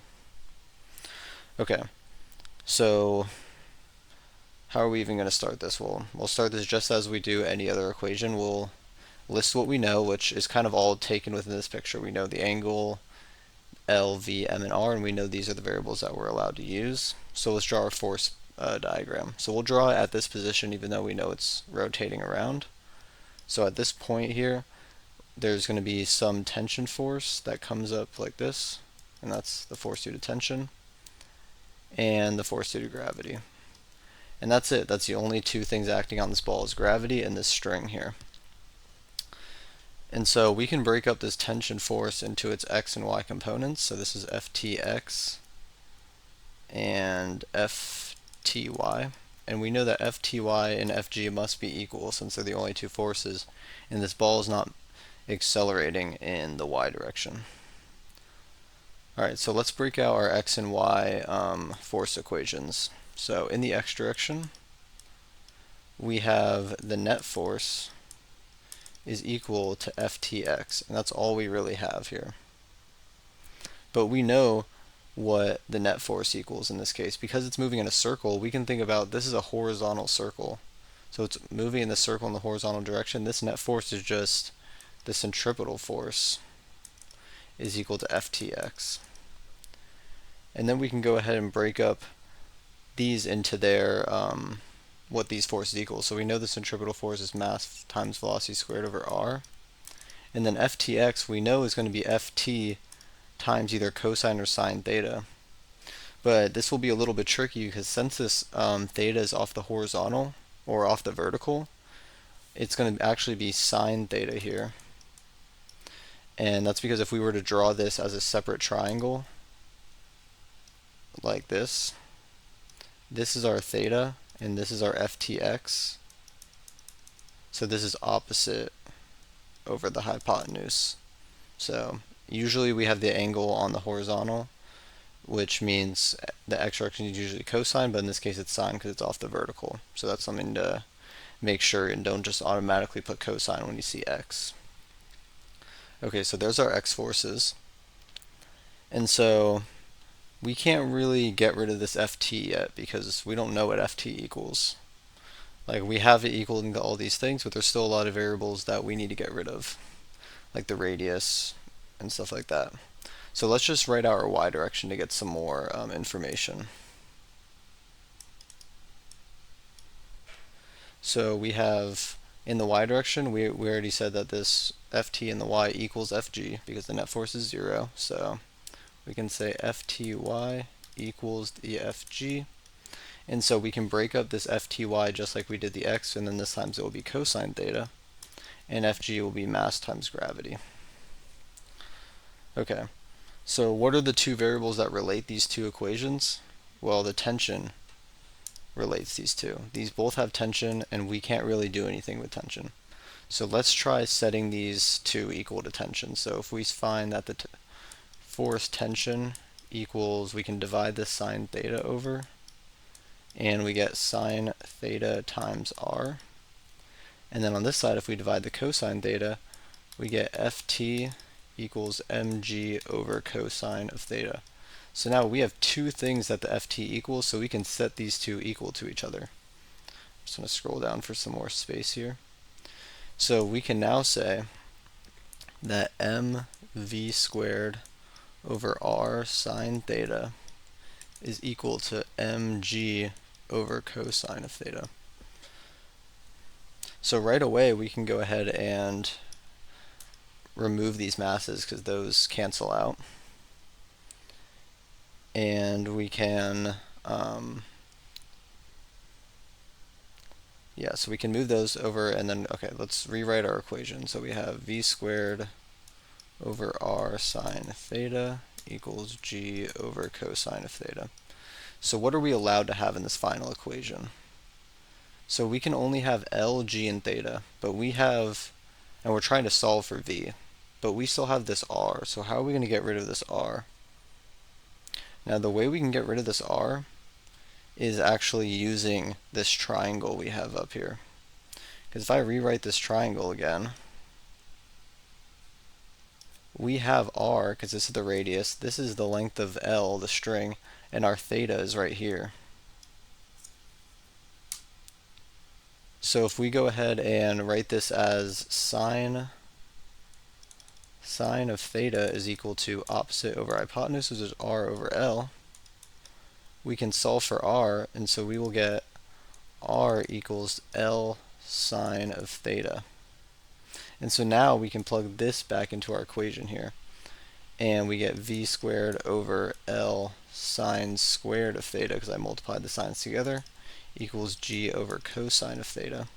And now we only have L, theta, and g in our equation, and we can solve for v. So if we multiply these over, we get v squared equals g L sine squared theta over cosine of theta. And if we take the square root of both sides, we get that v equals the square root of GL sine squared theta over cosine theta.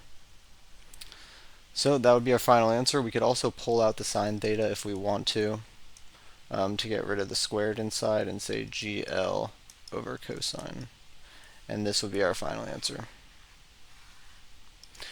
So this is a really long problem with a lot of steps, but I do this just to illustrate, like, even when you don't really know what to do, just start by taking the steps we always take in a physics problem, like identify what variables we have, what we need in our final equation, draw our free body diagram, write our x and y, and see what you can set equal to each other, see what cancels, and see what other relationships, like a triangle here or a circle, that you can use to solve for these other variables. Alright, so we're going to do one other example where we derive the equation for the minimum speed around a vertical circle. So this is pretty common like question. You might want to like have this equation memorized, but I'm going to derive what this is kind of saying. So let me scroll down. So we have a vertical circle. So let's say we either have like a string with a ball that is like making a circle here,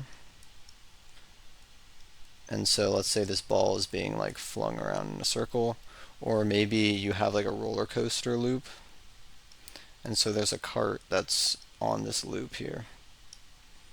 And so, like if you're swinging a ball, there's going to be some speed where it stays up and keeps a circle. Or if you like use like a Hot Wheels car, go around a loop, there's some speed that keeps this car to the loop.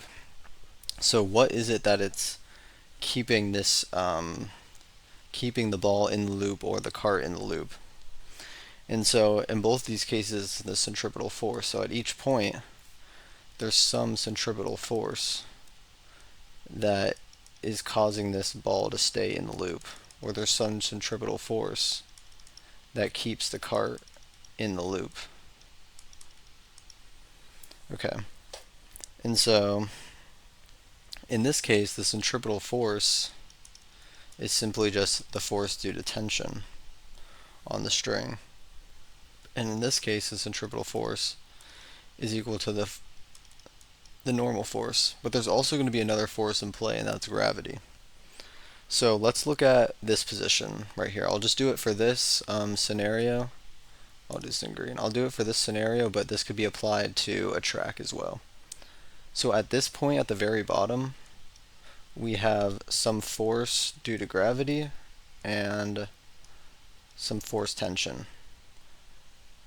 And in this case, the centripetal force is equal to force due to tension minus the force due to gravity. And so the tension will be larger than gravity because we know the centripetal force will be in the same direction as the tension force. And that's what keeps the ball moving around. But let's say we get to point 2 in the loop. So this is point 1. So at point 2, now we have a free body diagram that looks like this. We have the force due to gravity coming down and the force tension like this. So at this point, the centripetal force just equals the force due to tension because it's the only force in the same direction as the centripetal force. And so this makes sense because our net force here, our net force overall, is right here, and we know that the net force is going to be pointing this way, so that does make sense. But if we're looking at the centripetal force, it'll be like right here. But let's look at this top point, and this is what we really care about, is our point 3. So at point 3, I'll scroll down a little bit here. At point 3, our free body diagram will have force due to gravity coming down, and at the same point, force tension. And so our centripetal force is going to be equal to this force tension plus force due to gravity. And so now let's say we want to find the minimum speed that this ball can be moving so that it stays in the loop. So if we wanted to have a minimum speed so that it stays in the loop, for the minimum speed, this force due to tension would be approaching 0. So this would be going to 0. So our centripetal force would end up just equaling the force due to gravity. And so now we can plug in the variables that we know here, which is the mass times velocity squared over r and mg for gravity, and these masses cancel. And now we can solve for our speed, which we see equals the square root of rg. And so this may look familiar to the max speed around a curve, but this is the minimum speed along a vertical circle. And this can be used in a lot of problems, but you should understand how you can derive this equation so that you find the minimum speed. Because if you go faster, it'll still stay in the loop, but if you go any slower, it's going to, say, like reach the top of the loop and then fall. So like if you have a cart here and it's moving and it's trying to get to the top, but then it runs out of speed, and in this case there would be no more normal force. I feel like it's a little bit more easy to understand. If there's no more normal force, you're not contacting the track anymore, you're going to fall down and it's just going to be gravity and you won't have enough speed to get around. Alright, so let's talk about how to derive the speed of a satellite. So let's say we have a planet right here, and there's a satellite that's orbiting the planet. At this point, we know that there is some F big G force due to gravity, and that's the only force acting on it. So in this case, since that's the only force, the F net is going to equal F big G, which, because we're moving in a circle, the net force is going to be the centripetal force.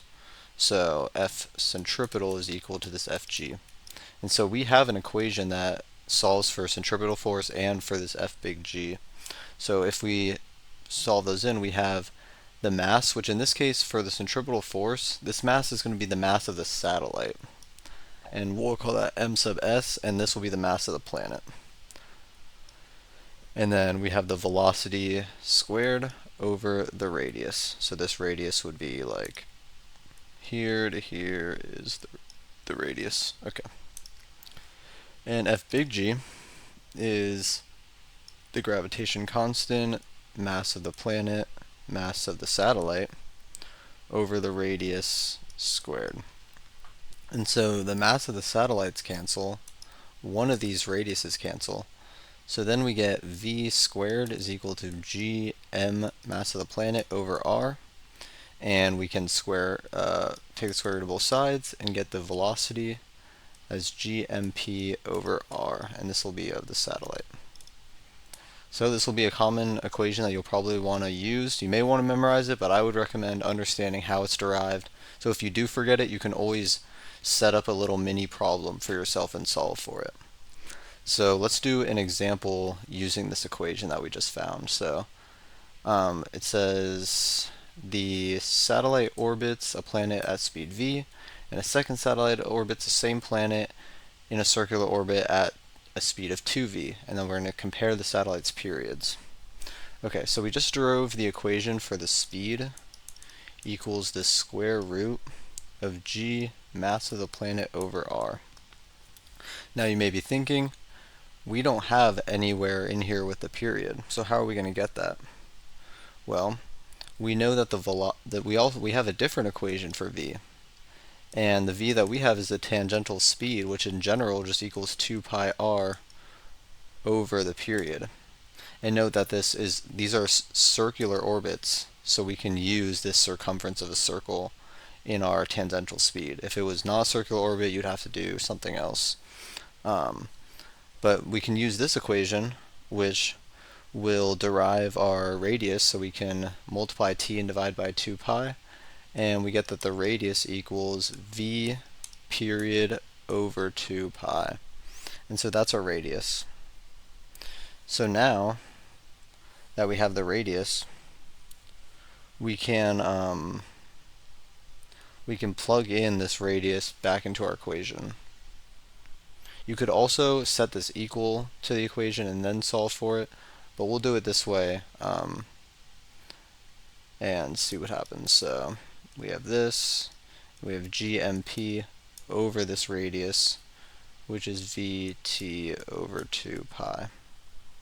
And so if we go ahead and divide this fraction into this fraction and simplify it, we get that the velocity equals g mass of the planet 2 pi over vt. And so now we can square these both and get the velocity squared equal to gmp 2 pi over vt, and multiply this v over and get you would get v to the third equals g mass of the planet 2 pi over t. And so this is kind of our final relationship. So this is our whole equation, but we are only comparing the speeds versus the period. So we can go ahead and figure out what this proportionality is. So using this equation, we can say that the velocity to the third is proportional to 1 over t. And so this will also be true that t is proportional to 1 over the velocity to the third. And so if we say, let's say the period of the initial satellite, or satellite 1, is just t1, and the speed v1 is equal to v, and then period 2 is v2, which equals 2 times v. So t1 is simply 1 over v to the third, because v1 equals v. And so if we wanted to find what v2 equals, we could say t1 is proportional to 1 over 2v to the third. And if we take this out, we would get 8v to the third, which equals 1/8 v to the third, or not, 1/8 times 1 over v to the third. And so we know that 1 over v to the third is proportional to just the original t, and this should be t2 also. We know that this 1v just is proportional to t, so we can say that t2, or the second period, is 1/8 of the other period, which makes sense. The second period is shorter than the first period because it's moving faster, and the period is just how fast it takes to get around the planet. So that would make sense. Alright, lastly, let's talk about Kepler's third law. So the Kepler's third law relates the satellite's period and radius of the planet. And so we kind of just used that a little bit with period and velocity, but now we'll talk about the period and radius. So I'm going to go ahead and derive this equation so that you understand where it comes from. So we have the velocity of the satellite is equal to the velocity, like the tangential velocity. So these two are the same thing, but we have two different equations that we could use. We have the square root of big G mass of the planet over r equals the 2 pi r over v. So we kind of use the same strategy in the last equation. And so now we just have to derive this equation for t. So we can square, or this should not be v, my bad. This should be a t. This is the period. So we used this in the last equation. So now we can just square both sides. And because we don't really want this square root in the equation, that's why we'll square both sides here, so that we can just get pure terms and relate the radiuses together, because we need these radiuses to be one variable. And so now we can multiply by this r and get GMP equals the 4 pi squared r squared over t squared. Actually, no, this should be a squared r, sorry. And then we multiply this r, so this becomes r to the third. And so now we can move this t to the other side and get t squared GMP equals 4 pi r to the third. That's a nice arrow there. And then we divide over and we can get t squared is equal to 4 pi r to the third over GMP. So that's kind of our, that's the whole equation. So you may see it written out more with like this saying the same thing, but just denoting that this is the relationship between the two. And so this t squared is proportional to the radius of the third. So you could be asked a question saying, like, if the radius changes by this amount, how much does the period change, or vice versa? And you can use this proportion to solve those without having to do this whole derivation. So yeah, you should be able to solve really any equation involving period and radius. Alright, hopefully that was helpful. Feel free to go rewatch parts as you need and come back to later. Thank you all for watching, and stay tuned for Unit 3.